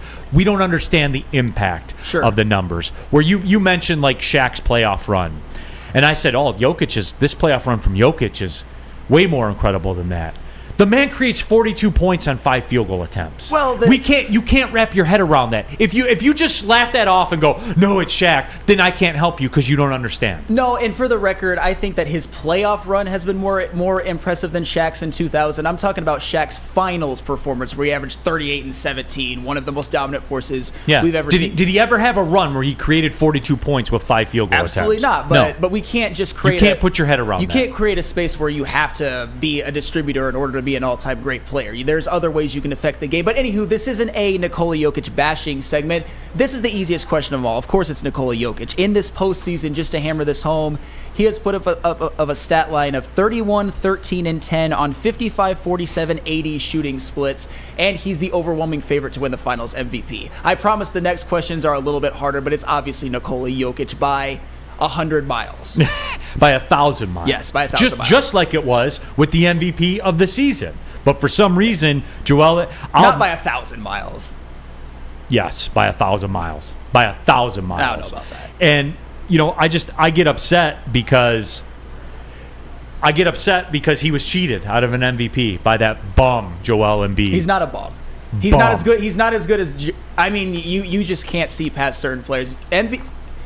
Embiid had a good season. Not as good as Jokic, obviously, and he choked in the playoffs like he usually does. How many games did he play this year? I think he played 66. I think this 3/4 of a man, 3/4 of a season. I think that was one of his career highs in games one played. of his career highs. Yeah. All right, moving on. All right, next up, who is your defensive player of the year for the playoffs? This is going to go off the radar here, and I'm going to get killed for it because people can't get past the fact when you produce, when you struggle offensively sometimes, they can't get past this. But the fact of the matter is, you win championships with this guy. Kentavious Caldwell-Pope. And people are going to shake their head and say no, and then I'm going to say, oh, you must be a Michigan fan that thought Trey Burke was better than KCP. And then, we can move along. But I will say this. You need a KCP to win a championship. KCP won Data Davis a championship. No, that's how impactful. Oh, that's how stop impactful he was. Because you have to have that on. But Flannel, was valuable. I know. You have to have that on your team. Of course, you have to. You have to have a prototype of KCP. Now he's struggled offensively the last 2 games. I understand that, but you're talking defense, and that man is solid. He's rock solid all the time, and it's really wild how everywhere he goes, you seem to win a championship. Well, obviously you need a Kentavious Caldwell-Pope, and he was very, very valuable on that Lakers championship team, and he's going to be valuable on this Nuggets we'll see, hopefully championship team, but he needs to play better offensively. Hold on. What we got? Cats, real quick. Neal's contradicting himself. Caldwell-Pope's value is defense, and Embiid's a far better defender than Jokic. the numbers of Jokic, the impact he has on an offense to create 42 points on 5 shots. I don't care if he just stays in the offensive end of the court. We've never seen anything like this from anybody, including your hero, Michael Jordan. The only guy that we've seen have this much of an impact on a game in totality is LeBron. It is LeBron in terms of like points responsible for, efficiency, all that kind of stuff. We can talk about that later. Right. I'm sorry to hijack That it, is but I had to okay. answer that because I wasn't going to get back to it. All right, because I actually have the right answer. There is only one answer for the playoff defensive player of the year, and it's obviously Anthony Davis. Because Anthony Davis, he led the entire postseason in rebounds per game, blocks per game, defensive win shares, and defensive rating. He has been the most valuable defensive player in the playoffs by far. Not close. Not close. Yeah? How'd he stop Jokic? He didn't stop Jokic. Nobody can stop Jokic. Bam Adebayo hasn't stopped Jokic. Rudy Gobert never stopped Jokic. And who else did they play? I forgot. Nobody stopped Nikola Jokic. Nobody can stop Nikola Jokic. But I'll tell you what, AD and Rudy Gobert did a better job than the other couple series. That's facts. Did better than Phoenix did. And did those other teams win games in the series?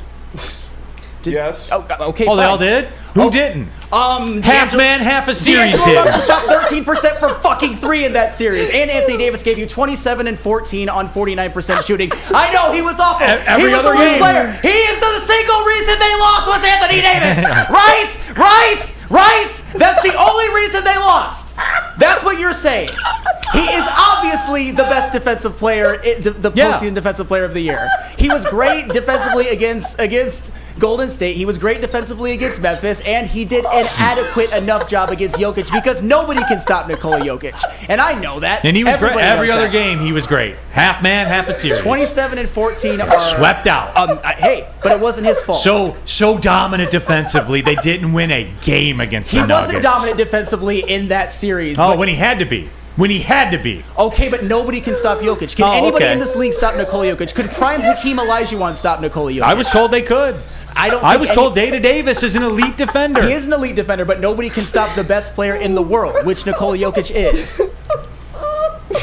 Hey, he could stop him every other game, right? Like half a series? I mean, you can't stop Jokic. You can't stop Jokic. He needs to stop wearing those jean shorts is what he needs to do. Fair enough. With that sweater. Fair enough. Are we done or no? We can. WoodwardSports.com chat thread, Jack Harrington. Yes, we broke Sam. I believe you are correct. Hey, I just do the will of the people. Poke.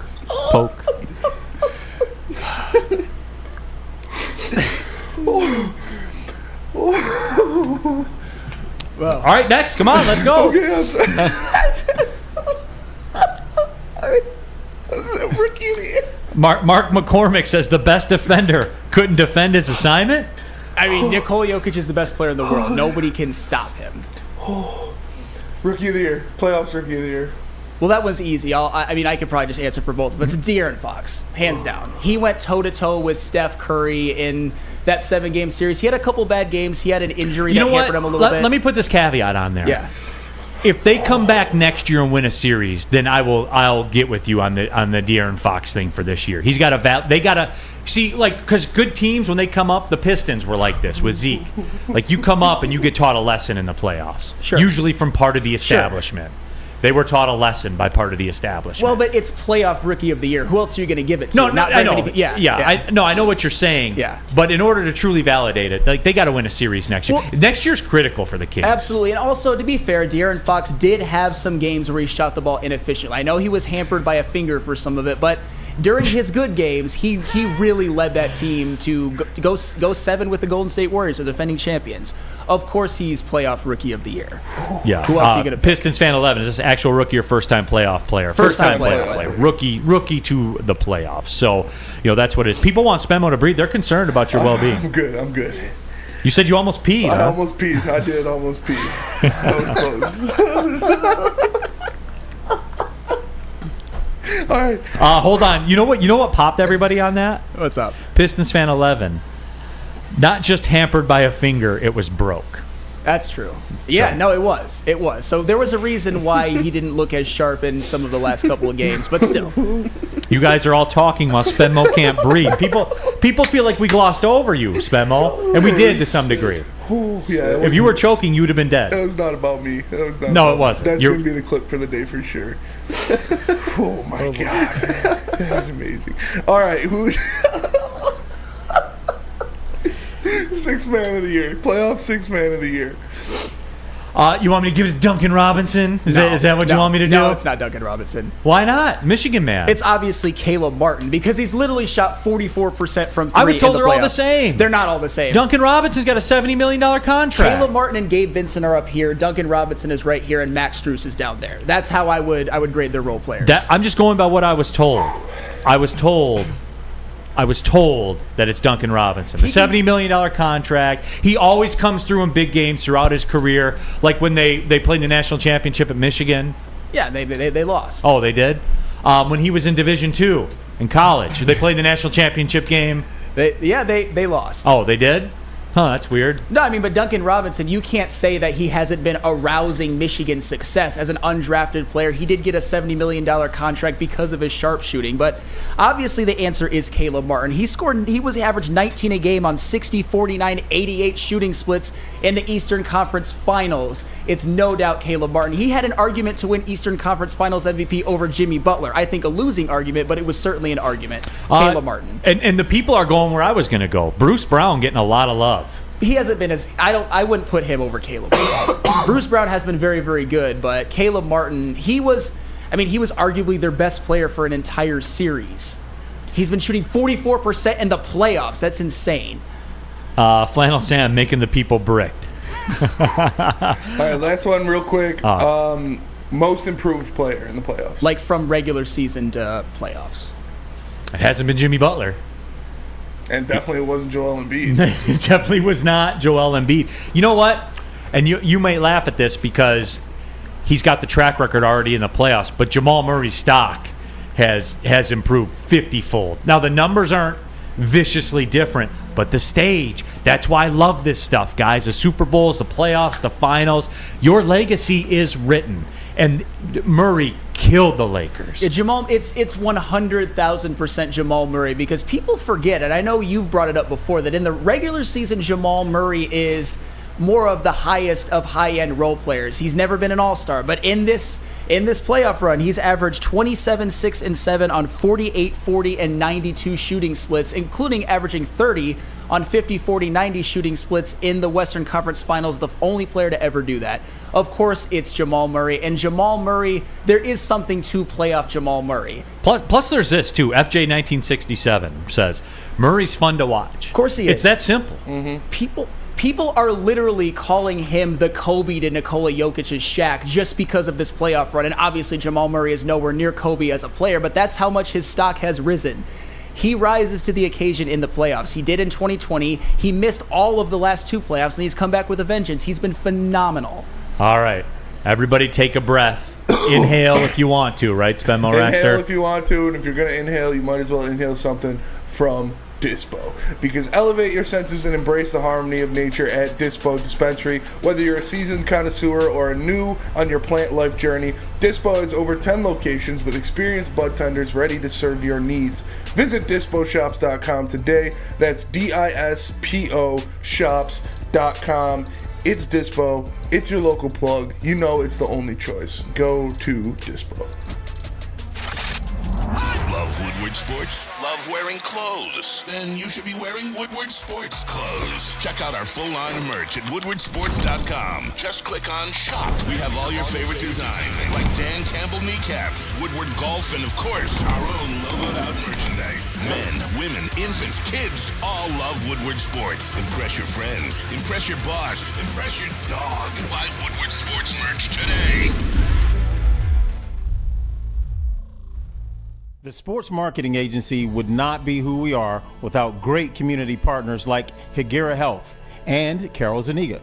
It's an awesome opportunity to partner with your organization. Higuera Health is a comprehensive behavioral health organization. We serve children through older adults with mental health, substance use, and developmental disabilities across Western Wayne counties, and really excited to now be in downriver communities as well. Give us a call at 734-458-4600 4601.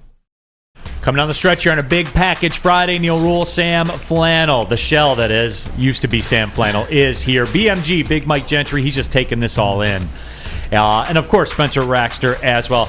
This is real quick because we got college football nickel package to get to. I did want to share this because I just got this alert.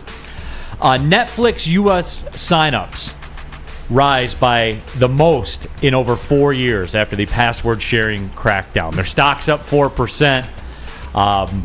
Subscriberships up to record levels. So there is that. Yeah, I don't have Netflix anymore. Sucks. So I guess it worked. And by the way, get ready too for all the other, all the other streaming people will follow suit. Oh, I'm sure. Fortunately, in my family, I'm kind of the lord of the network of the Netflix password, so I'm good for now. But as far as Max goes, I don't know about that. We'll see. Oh, Chromium says Netflix sucks. So we flip now, right? Now Netflix sucks. I mean, Netflix obviously, because they want to be paid for their content, so they suck. They obviously don't suck. I mean, they're not. They may be a little bit overrated from time to time, depending on what's on it. But Netflix always provides with entertainment. They have something for everybody. No, they do. No, they absolutely do. All right, it's time for the college football nickel package. This is my baby here, so we'll be stepping in here. First down to the college football nickel package. Flannel, everyone talking about how strength of schedule should matter in the 12-team playoff era. I saw Nicole Auerbach of The Athletic had a big story about how she wants to see a return to the non-conference scheduling. They'll say it, but it won't because it never does. Well, wouldn't you think, and maybe I'm off base on this, but if there are more teams in the playoff, that there are more teams that can get in, you can lose more, and it just doesn't matter strength of schedule?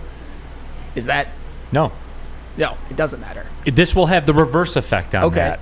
Because if I lose, Michigan can theoretically beat nobody and get in the playoff in this era. Of course. They could lose to Ohio State and lose to Penn State. They'd get it. They might get it. And they'll get in. They'll get in, Flannel. 2 losses. But, yeah, I mean, they could. It would be possible. Because they'll start the season at 5, because they always do.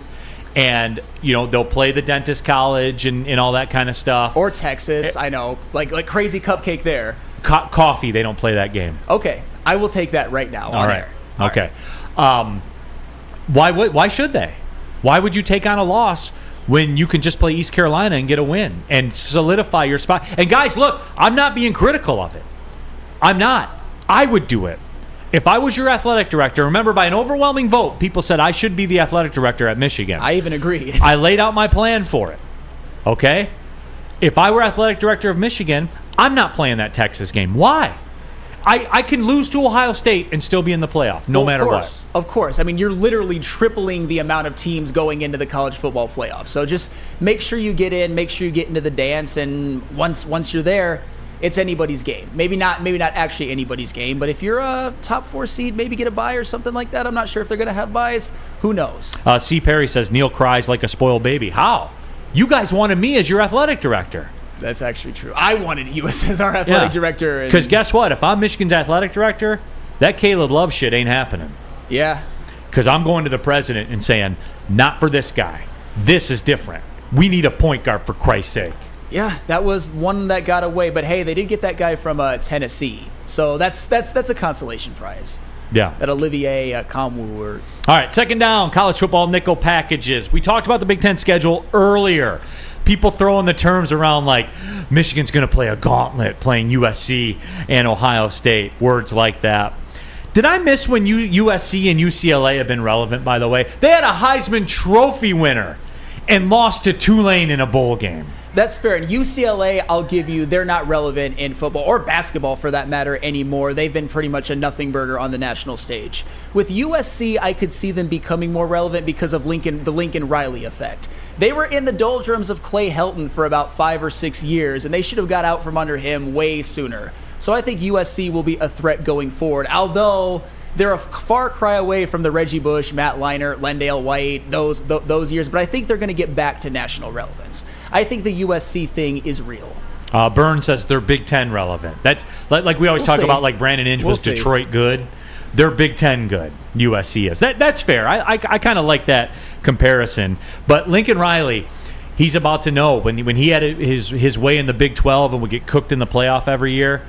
it's not going to be like that anymore. It's not. But Lincoln Riley, we can all agree that he's a massive upgrade over Clay Helton and has been one of sure. Yeah, and he obviously is great with quarterbacks. He's developed 3 Heisman Trophy winners and a second in the Heisman Trophy guy who was second, which was Jalen Hurts. And Jalen Hurts, before he got there, was known as a guy who couldn't really throw the football. So Lincoln Riley is obviously he's a top end coach. He's just not at the top tier. Yeah. Jack Harrington says USC has not been relevant for 15 years. And I would agree. Since the Reggie Bush era, they have not been. They'll fit perfectly into the Big Ten because I'll hear about how they used to be good. All right, but at least I think that they'll be right up there with Ohio State and Michigan. No. At least I don't know. Lincoln Riley, though.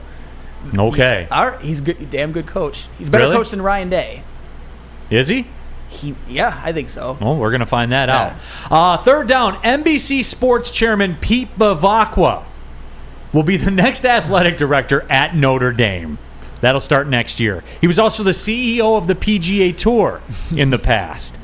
It's about the student-athlete experience, though, isn't it? Well, of course it's not about the student-athlete No, I was experience. told it was. Well, and I think the illusion that it is slowly coming apart. And I don't necessarily think that's a bad thing. It's about time we're a little bit more transparent.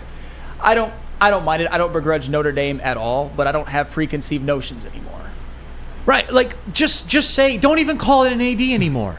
You're hiring CEOs. He was a CEO of the PGA Tour. Yeah, that's pretty mind-blowing that you go from the PGA Tour to Notre Dame. Don't say athletic director. Right. Can we please stop with the bullshit, please? Yeah. He's a CEO of Notre Dame. Athletics. That's what he's not the director, all that kind of. He's not going to have a relationship with the golf team or anything like that. He's there to negotiate rights deals independently for Notre Dame, driven by football. Hard stop. That's it. That's all. That's all. Is Pete Bavacqua going to hire a volleyball coach? No, absolutely not. Like, come on, man. Like, stop with this. More on that in a second. Like right now. All right, fourth down. All the college sports athletic directors, coaches, lobbyists. Yes, they're bringing lobbyists to Washington because they're terrified. That's going down this week, by the way. They're terrified they're losing control. That's why they're there, everybody. Let's keep it real. Arkansas's athletic director, the name's not important. You don't care what the name is anyway. The quote was, does it make sense when you can make more money in college than when you can make money, does it make more sense that you're making... Let me try one more time. Does it make sense that you can make more money in college than you can make being a pro athlete? Well, does that make sense? I mean, in theory, no. In a perfect world, no. But in practice, it's already happening. Jordan Addison made more money in his last year at USC than Jamison Williams made in his rookie contract. So it's already happening at this point. Obviously, I think with college players, their cap for later on is not going to be as big as a wide receiver, a star wide receiver getting a second contract, but you're already seeing it. Jordan Addison took a pay cut.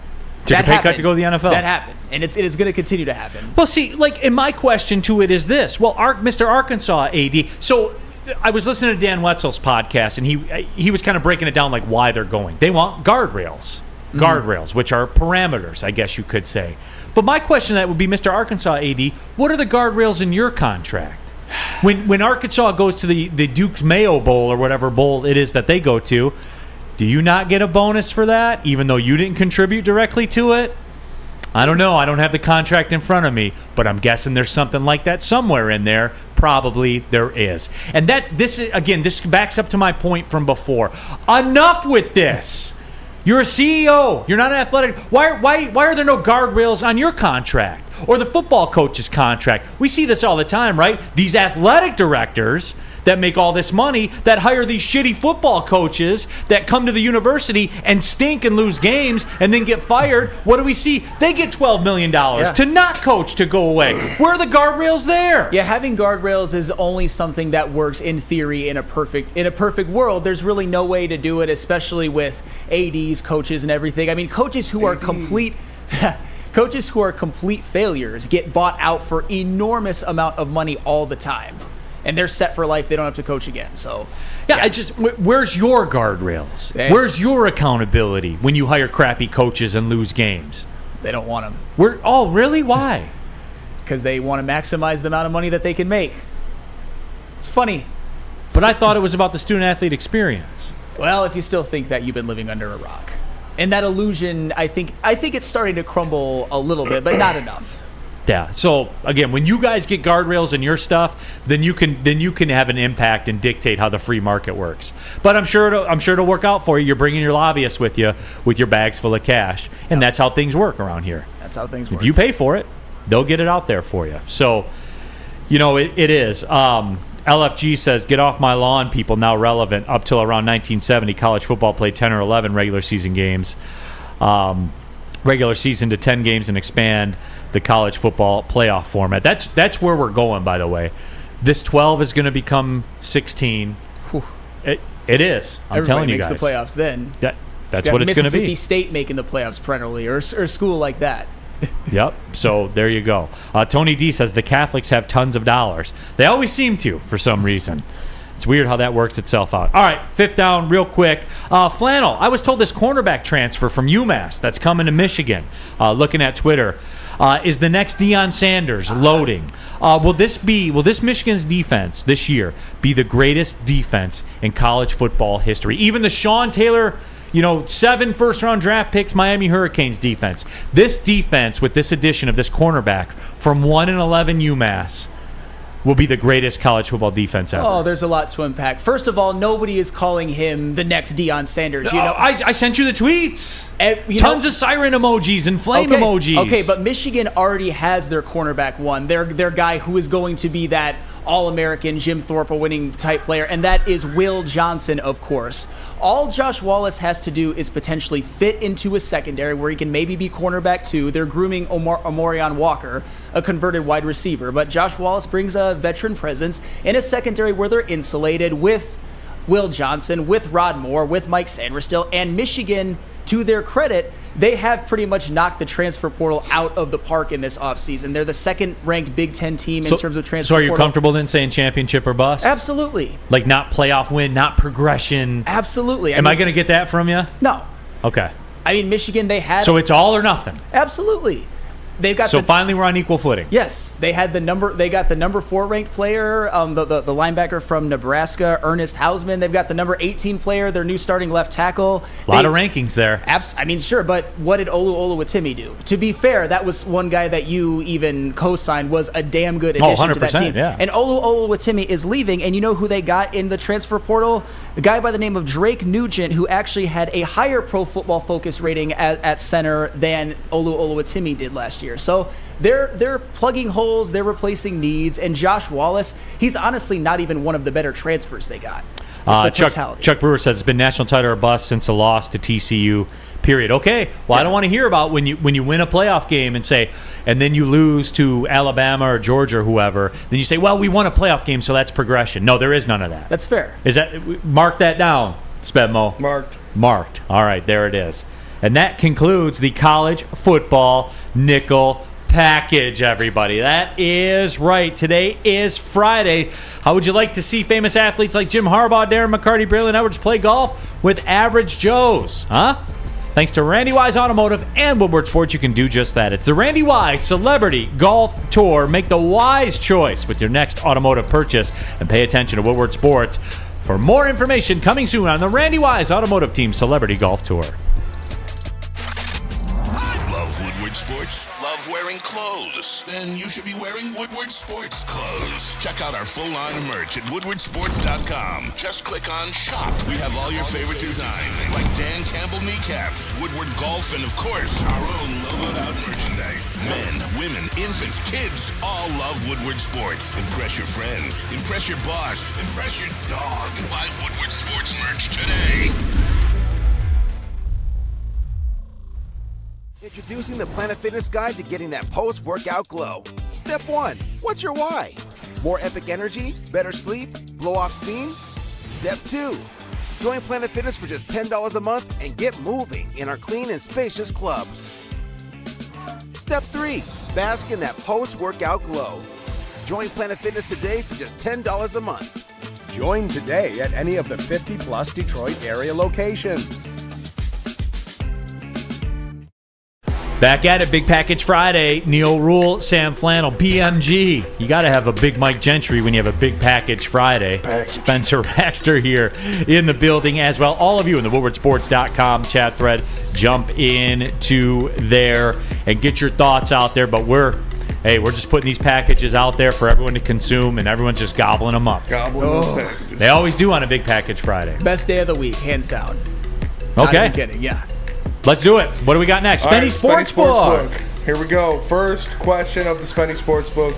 Over under 10.5 sacks for James Houston next season. Over, right? Aiden Hutchinson's going to have 26. I was told that earlier. And James Houston gets a sack a game. So he's going to have 17. He's actually had more than a sack a game throughout his career. I will actually go over as well. Because James Houston, he had 8 and 7 games. You saw him in that interview. He's obviously very, very motivated. And he's going to get more usage. He's going to start off the season on the roster. He's obviously got insane pass rushing moves. I'm going to give you maybe not a bold prediction, but a prediction. I think that Aiden Hutchinson and James Houston combined for 25. Aiden Hutchinson gets 13.5. James Houston gets 11.5. And I think that's reasonable. I don't even think that's crazy. Here on Mark M in the WoodwardSports.com chat thread, this seems to be a theme in the Spenny Sportsbook.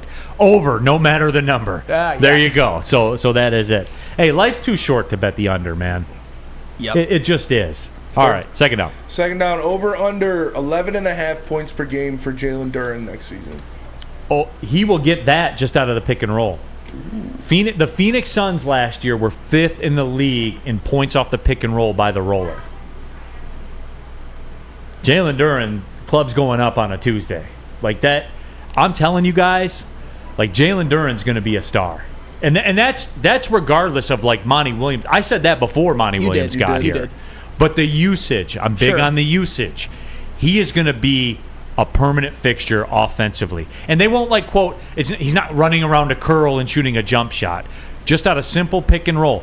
And Cade Cunningham will make the basketball play every single time. Well, that's the thing. He's going to be playing with a presumably healthy Cade Cunningham. And I don't know how much you look into these stats, but Jalen Duren's per 36. He averaged 13 points and 13 rebounds on 65% field goal percentage. I think he's going to get more minutes. I think he's going to get more run in the pick and roll. 11.5, that's actually easy. I would go over. I would probably say something like 14 or 15. Yeah, and I'm really, really big on Jalen Duren. If you guys are in fantasy basketball leagues, get him. And you'll be able to get him, later than at the end of the year when you see his stats, you'll be like, damn, I got that guy then. That's unbelievable. I'm just telling you guys, Todd Sane says that's a stat only Neal can pull out of his ass. Well, I didn't pull it out of my ass. Like I looked at it and read it. So Google.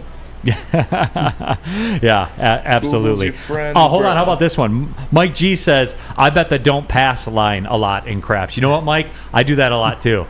Like if the table's on a heater, like I wait for everybody to get going, and then it's kind of like the get right picks. Then I step in there. I've gotten booed on the crap table before. Damn.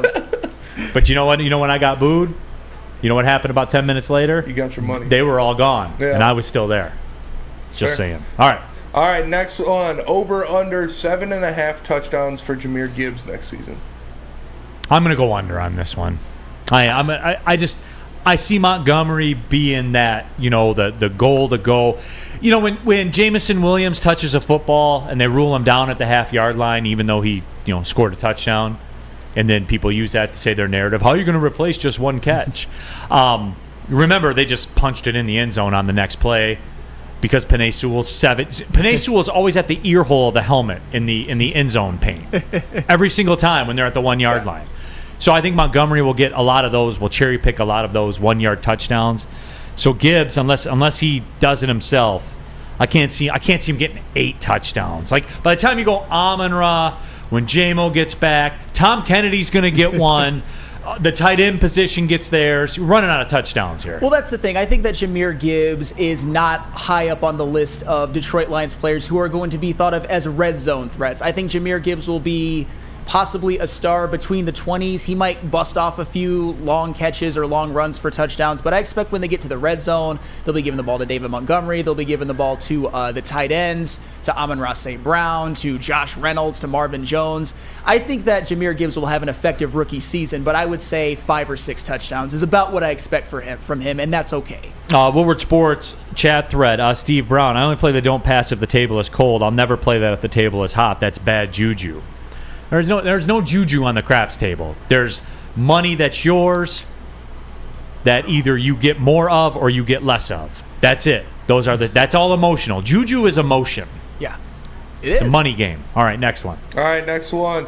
Over under 11.5 wins for the Detroit Lions next year. I'm still, guys, I know we've worked through this. And I've been on the couch here at Woodward Sports. And D-Mac has tried to help me out. And I know you guys have tried to help me out. But I just can't get there yet. I can't. Like you're calling for 12 wins. And like if you want to take the over, you're calling for 12 wins. Guys, I'm not comfortable with that yet. I can't go there until I see it. Now this division is a little mid, no doubt about it. That's why I'm much more comfortable saying they'll win the division. 12's a lot, man. Yeah, I'm going to go under as well, but only slightly. I have them winning 11 games. I have them losing 1 game at home. I don't see them going undefeated at home. I think they'll have 1 clunker to make them 7-1 at home. And listen to this road schedule. I know we brought it up before, but I got to at Kansas City, at Green Bay, at Baltimore, at New Orleans, at Chicago, at Dallas, at the Los Angeles Chargers, at the Vikings, at the Cowboys. That is really tough, and I think they will lose 5 road games, 1 home game, and win the division at 11-6. That's still a damn good season. That's what I got them doing. No question. Real quick, Wyatt Bear says, if all the running backs are healthy and fresh, who's your 4th and goal back? That's Montgomery. Yeah. 100%. No debate, in my mind anyway. All right, next one. Next one, final question of the Spenny Sportsbook. Over under 17.5 points per game for Jaden Ivey next year. I think the usage is going to go down. So the points per game are going to go down. And also, too, we talked about that Monty Williams half-second offense. And again, a lot of people, I think, are expecting them to be like the early 90s Denver Nuggets where they shoot it within 7 seconds of the shot clock, getting the basketball. That's not it. Like, not necessarily a quicker pace, not necessarily more possessions, not necessarily more points. What they're looking to do, they are going more the Denver Nugget style of offense right now.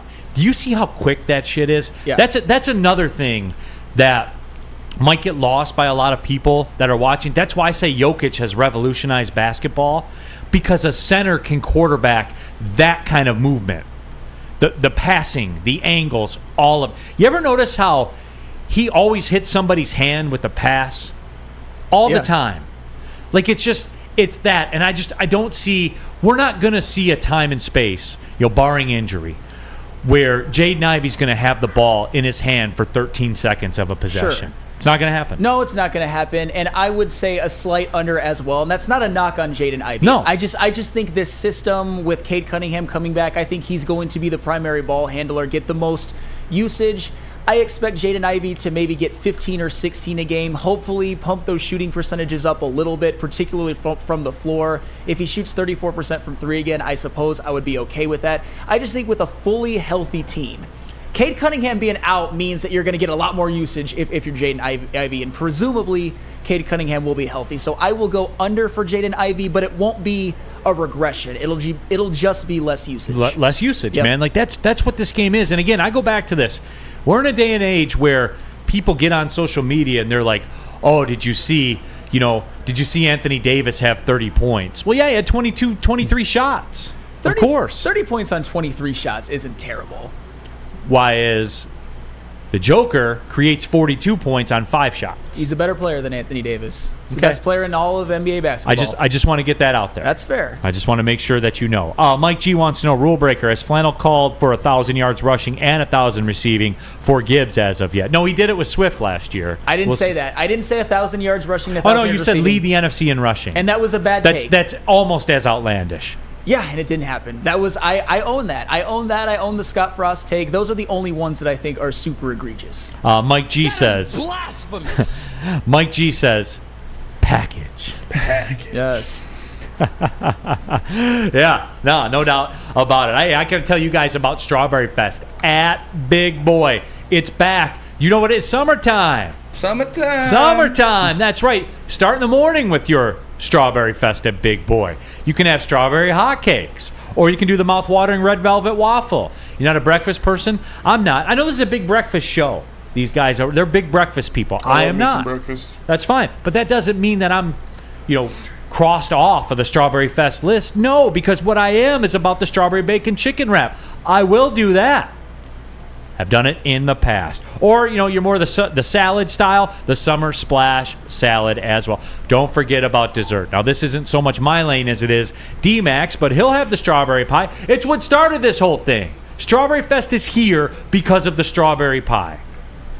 That's not your lane. That's not where you go find deep fried vanilla Oreos. Now you're talking, I know. Or the strawberry hot fudge cake. Or just do all three of them. Do whatever you want to do because it's Strawberry Fest at Big Boy. Can't get enough Woodward Sports content? Head over to woodwardsports.com right now for up-to-date sports articles and great entertainment news. We have the best writers, bloggers, and coverage all at your fingertips. Head to woodwardsports.com right now to experience all Woodward Sports has to offer.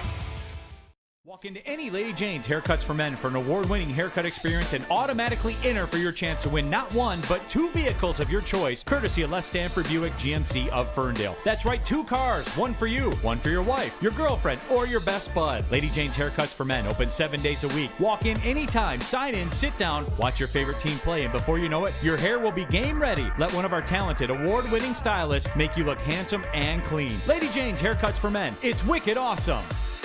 Coming on the stretch here on a big package Friday. Neal, Ruhl, Sam Flannel, BMG.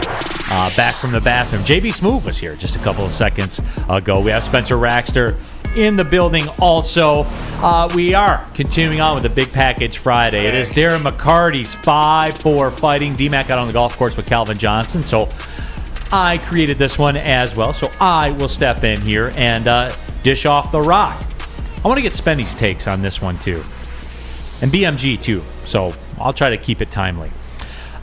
First period, I knew I was going to do that. I knew I was going to do that at some point. Matthew Tkachuk had an assist, was in front of the goalie on the overtime winner last night. Look, we've talked at great lengths what the Florida Panthers did to acquire him. They went all in, traded a 115-point guy, a first-round draft pick, a top-shelf prospect. Do you have to have a dude to win in the NHL? Well, of course you have to have a dude, and right now... Because he's a dude. He is a dude. He's honestly turning into one of the dudes. He is an MVP finalist, too. I'll tell you what, if he wins the Conn Smythe, which he definitely will if the Panthers can come back, does he pass Draisaitl? Does he pass Austin Matthews? Does he pass Nathan McKinnon in terms of the best players in the world? Is he 2 to Connor McDavid's 1? Man, that'd be a great one for next week's. Yes.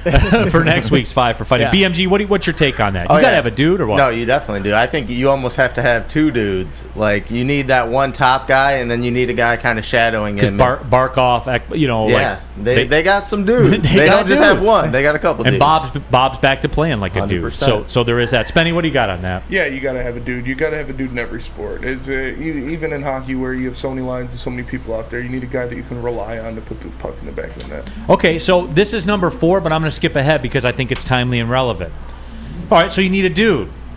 Do you need more from Dylan Larkin next year then? You would like to have more, but I wonder if last season was his ceiling. Just a point-a-game guy, a number 2 center. That's what I'm... Because I got in trouble for this, remember, when I asked for more. You absolutely did. He obviously is still young. He still could be in his prime, and he just signed a contract. But I'm not sure if there's anything more that Dylan Larkin can give you, and that should be okay. I'm kind of curious, BMG, what you think. Do you think Dylan Larkin can take that progression and take a step up? I think as the situation increases around him, I think he can take that step forward, but I think last season is kind of where you want to see him at, just a little bit above that. But I think as the situation increases, these young guys get some more years in them, I think he will do a little bit better than last season. Mike G says, yes, we need more from Larkin, but can we get more? Spenmo, people are coming to my side on this, it sounds like. Yeah, I mean, you need a little bit more from Larkin, but I think he can give you more. I think he can take his game to the next level, put a couple more in the back of the net. Okay. Because I think that's where we're at with it, where you You gotta have a dude, man. Yep. The Red Wings don't have one right now. And they traded I'm never gonna get past this. They traded. Could you imagine if we traded 115-point guy, a first-round pick, and one of our top shelf prospects for Tkachuk, for Tkachuk? This town would revolt. What's an 115-point guy? Gaudreau. I mean, I'm kidding. Oh, yeah. Obviously, like the Red Wings haven't had one. I know it was It was Gaudreau. It was Huberdeau. Or Huberdeau, I'm Yes, sorry, that's yes, right. Yeah, yeah. I get my rows, confused sometime. But yeah, like 115 point. This town would shut down if we did that. Yeah, no, 100%. No other way around it. But it worked. It did. It Maybe they absolutely should do worked. It did. And Huberdeau has not had a good season either. Yeah, I still think he'll bounce back, I obviously. agree with you. Yeah, what Tkachuk has done is nothing short of amazing. That's interesting. C.J. Schneider, speaking for a lot of people, Larkin's at his ceiling. And that's okay as a 2C. And he is, I don't know if he's a dude, but he's close to a dude. He's a good 2 dude, just not a 1. And that's okay. It should be okay. He's forced into a role that he's really not built for. But he's performed admirably. I'll give him that. Yeah, speaking of the game last night, Bobrovsky was back. I noticed the hockey community was quick to bury Bobrovsky. Yeah. Why were they burying Bob so early? When you're a goalie, you have at least one stinker in a playoff run. Well, that's kind of what I was saying. They pulled him. They gave up 7 goals in that game. Bobrovsky gave up 4 quick ones, but he's the one who really got the Florida Panthers there. It's not time for him to just be thrown off into the discount bin. He bounced back, and he was going to bounce back, and he did. It was just a simple pull the goalie for a bad game, bring him back for the next one, he'll bounce back. That's all it was. All it should have been. Chromium says all them power plays. BMG, like 5 more power plays. No, but people, did you notice that too? You're deeper in the streets of the hockey community than I am. Like people are like looking for a reason to bury Bob. Yeah, I mean, I think they were just looking for like a reason to bury the team in general. When they lose that bad, they're kind of like, oh, well, Florida's done, and then there's got to be the one fall guy. It's obviously going to be him when he lets in that many goals, but you can't bury him. Like, you see games like last night, he was very well the reason they were in that game. Vegas could have ran away with it, so you can't bury him. No, he held them in. Flannel, you're a Bob, or excuse me, Rexter, you're a Bob guy, right? Yeah, oh yeah. I like Bob, It's tough, man. They're getting so many shots. They have so many power play attempts. Everybody gets a stinker. You still your guy. You throw him back out there. 16 power plays in 3 games from Vegas, and one of those were for a Vegas guy tripping over his own feet. That is, it's egregious. Number 1. All right, number 4. Do you guys get the same feeling as me that if we're talking South Florida, that the Panthers have an exponentially better shot at coming back from down 2-1 than the Miami Heat do? Oh, it's not even close. I mean, here's the thing. The Florida Panthers, they have the best overall player in this series, Matthew Tkachuk. They might even have the second best overall player in this series in Barkov. I think it's debatable between him and Jack Eichel. And hockey is just, it's a lot more random, I would say. And the Miami Heat, they're just clear. There's a talent deficit between them and the Denver Nuggets. If the Miami Heat role players aren't draining threes, they lose. That's all. Like at a 51% clip. Yeah, right.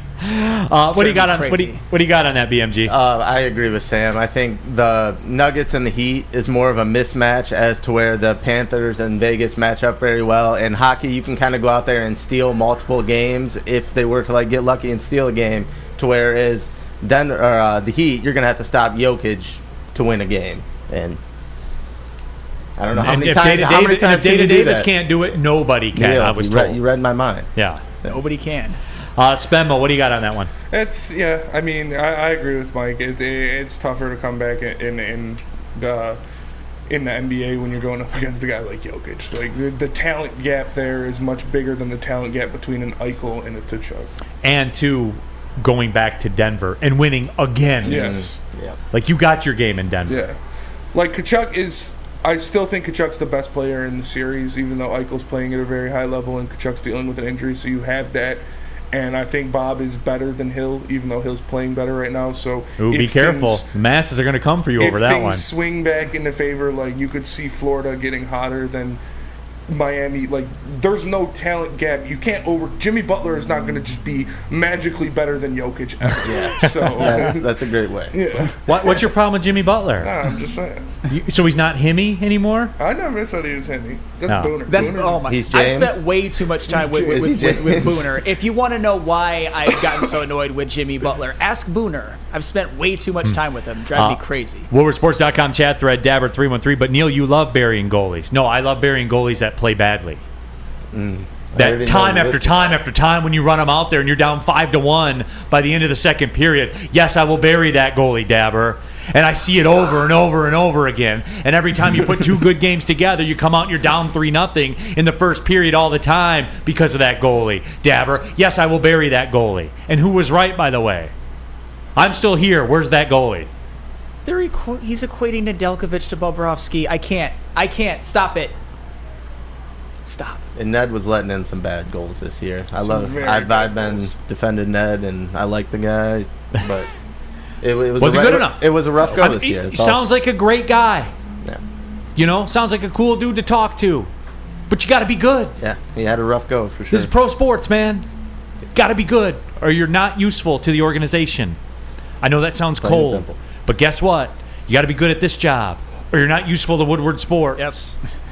It's just the way that it is. Yeah, I mean the minor leagues and all sports, the free agency line is full of a lot of nice guys. We're on the minor Just is. leagues right now because we're not the final word. Absolutely. Well, yeah, we're all trying to get there. Yeah. All right, last one. This week in South Florida, they host the Stanley Cup Finals, the NBA Finals.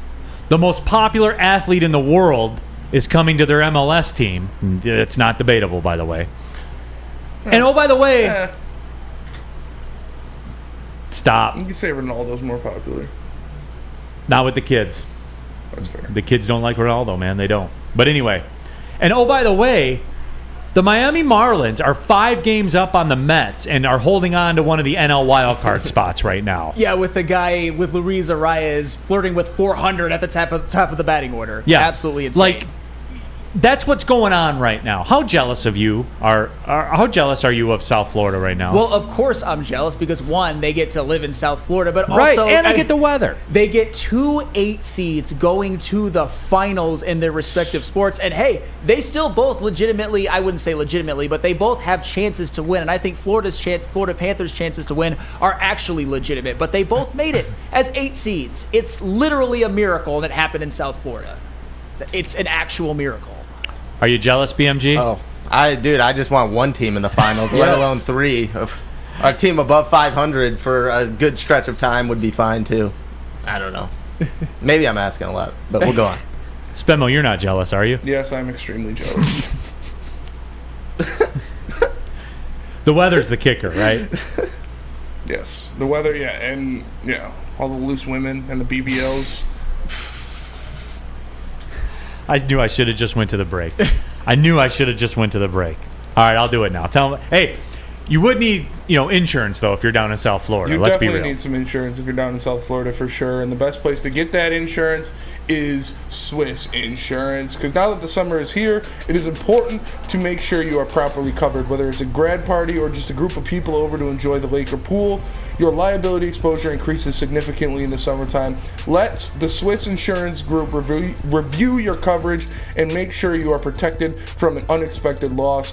Check out SwissINS.com or call Mark today at 248-800-4177. That's 248-800-4177. It's Swiss Insurance. They'll get the job done. Can't get enough Woodward Sports content? Head over to WoodwardSports.com right now for up-to-date sports articles and great entertainment news. We have the best writers, bloggers, and coverage all at your fingertips. Head to WoodwardSports.com right now to experience all Woodward Sports has to offer. By now you know me, Christina Gennari, as the obvious choice in real estate. And you know my website, soldchristina.com, as your #1 resource for buying or selling your home. Myself, along with my amazing staff, pride ourselves on making your home buying and selling experience a relaxing and easy one. Come see why we are the obvious choice. Christina Gennari at soldchristina.com, the obvious choice in real estate. Final segment of the show, Big D Energy, Woodward Sports Network, Neal Ruhl, Sam Flannel, BMG, Big Mike Gentry, and of course, Spencer Raxter. Spenmo, I got to know, what do you got lined up for the weekend, man? I'm gonna go out. I'm gonna go out on Saturday, have a good time. I know. Town, might be downtown a little bit, messing around, and then Sunday I'm hitting St. Clair Shores for some golf. Some golf, yeah. I like St. Clair Shores Country Club. You know, it's short because it's old, but it's nice. It's a nice course. They keep it in decent shape. Yeah, for sure. I haven't played there in a minute. They still keeping it in decent shape, or what? Oh yeah, it's a nice course. They are? Okay. That's awesome. What do you got lined up, Flannel? I think at least one of the days I'm gonna take my wife mini golfing. One of our favorite dates around the Milford area. So it's finally warm out. Looking forward to it. What about you, Neal? What you got going on? It's graduation party season. Oh yeah. Which also coincides with the end of youth soccer season, which also coincides with barbecue season, like grilling season, which we're right in the middle of lawn mowing season. So, Saturday's a bit compact. Yeah. I'm going to see a couple of my buddies from college, though. We're going to link up, go have a couple drinks. So that'll be sweet. I'm looking forward to that, catching up with those guys. I turned it off. And Sunday, not much. Probably go over the in-laws for dinner, I think. And that will be it. So I know before you even start about the ozone action stuff and everything, I have an electric lawnmower, so it's all good. I can do that. You can do that, right? Yeah. Okay. I want to make sure, like, air quality, we're in this time and space of air quality and stuff like that. If you have an electric lawnmower, it's fine, right? I mean, I think it's fine no matter what lawnmower you have, or you at least don't have to justify it to any... Flannel hates the ozone, confirmed. Yeah, well, there we go. Ozone's overrated. Anthony Davis has held more in than the ozone. Yeah. Jeez. That's going to take off, too. And look, your mom's favorite skater brings up a great point. And I agree with you, but the schedule doesn't permit it. But now it will, because the kids... Last day of school for the kids today, and my wife's a teacher, obviously. Yeah. So they'll be fired up. And your mom's favorite skater, you're right. Thursday is the day for mowing your yard. That way it looks good when you wake up Friday all through the weekend. Then Monday, who gives an ish? And you know what? Your mom's favorite, you're right. Like, deep down, you're right, because I have to commit a chunk of the Saturday to do it now. I would do it today, but I have Detroit City FC. I have to do the USL Women's League match that's there for TV 20, by the way, tonight. Shout out. Yeah, absolutely. Lock in. I would do it today and get it off the plate, but the schedule does not permit for it. Sure. So, for me, that would be the preferred way of going about it. But the time just doesn't present itself, which sucks. Your mom's favorite skater, you're right. Thursday is the sweet spot to mow the lawn. Hey, and I don't have to mow my lawn because I live in a condo. But maybe someday when I make Neal Ruhl money, which is probably never, I'll get a house of my own with my lovely wife. And then I will have I'll mow my lawn on Thursdays.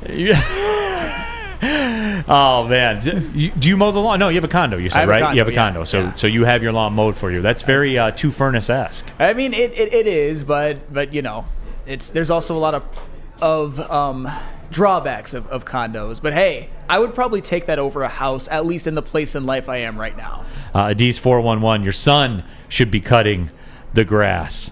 I had to cut the grass at 2 houses for a long time. Yeah. It sucked. I just go back to when I tried mowing it for my dad, and I didn't do the lines right. Mm-hmm. And he's like, well, you got to do it this way.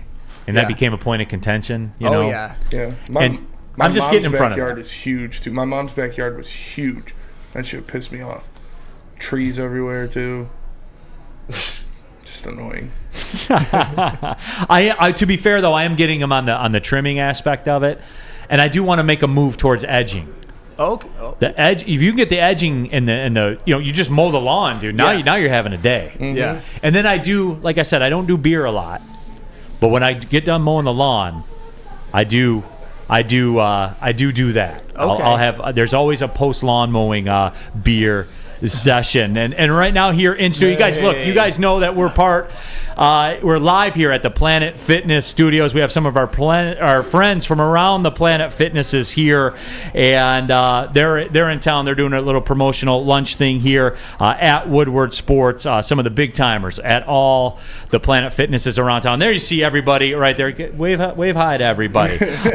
We have I'm going to go through everybody's name, and if I get it wrong, I apologize. There's not a pronunciation guide, so I apologize if I do that. Up top, from the Milford Planet Fitness, we have Heather Mays and also the assistant manager, Larissa Hull. Did I get that one right? You did. All right, there we go. From Planet Fitness Bay City, they did the drive-in. Jamarco Jenkins and Mark Polsinelli. I get it? All right, there we go. From Planet Fitness Dearborn, we have Sean Boyle. From Troy, it's D. Williams and CC Morris Flowers. From Planet Fitness Chesterfield, Kaylin Gibbs and Sophia Blanchard. From what's that? What did I get it? Yeah. Oh, okay, cool. From Planet Fitness Plymouth, we have Bree Sherman, Thomas Williams. From Shelby Plaza, Allison Wetter and Alex Wilson. What's up, guys? I come through that one from time to time. So, Black Card member here in the house. Access to over 50 Planet Fitnesses across the metro area, and 2,400 of them worldwide with unlimited guest privileges. So there's that. And lastly, but not leastly, from Jackson, we have Lindsay Folk and Sarah Lee. Just wanted to say what's up to you guys. I appreciate all the work you do. I love Planet Fitness. It's my spot. I'll never be at another gym. And appreciate y'all. For real. Thank you all. All right, everybody. Planet Fitness, have a great weekend. For Sam Flannel, Spencer Raxter, Big Mike Gentry, and my guy Joey. Everybody have a great weekend. Big D Energy, Woodward Sports Network. Well, see you later. Got off the hook, you're lucky.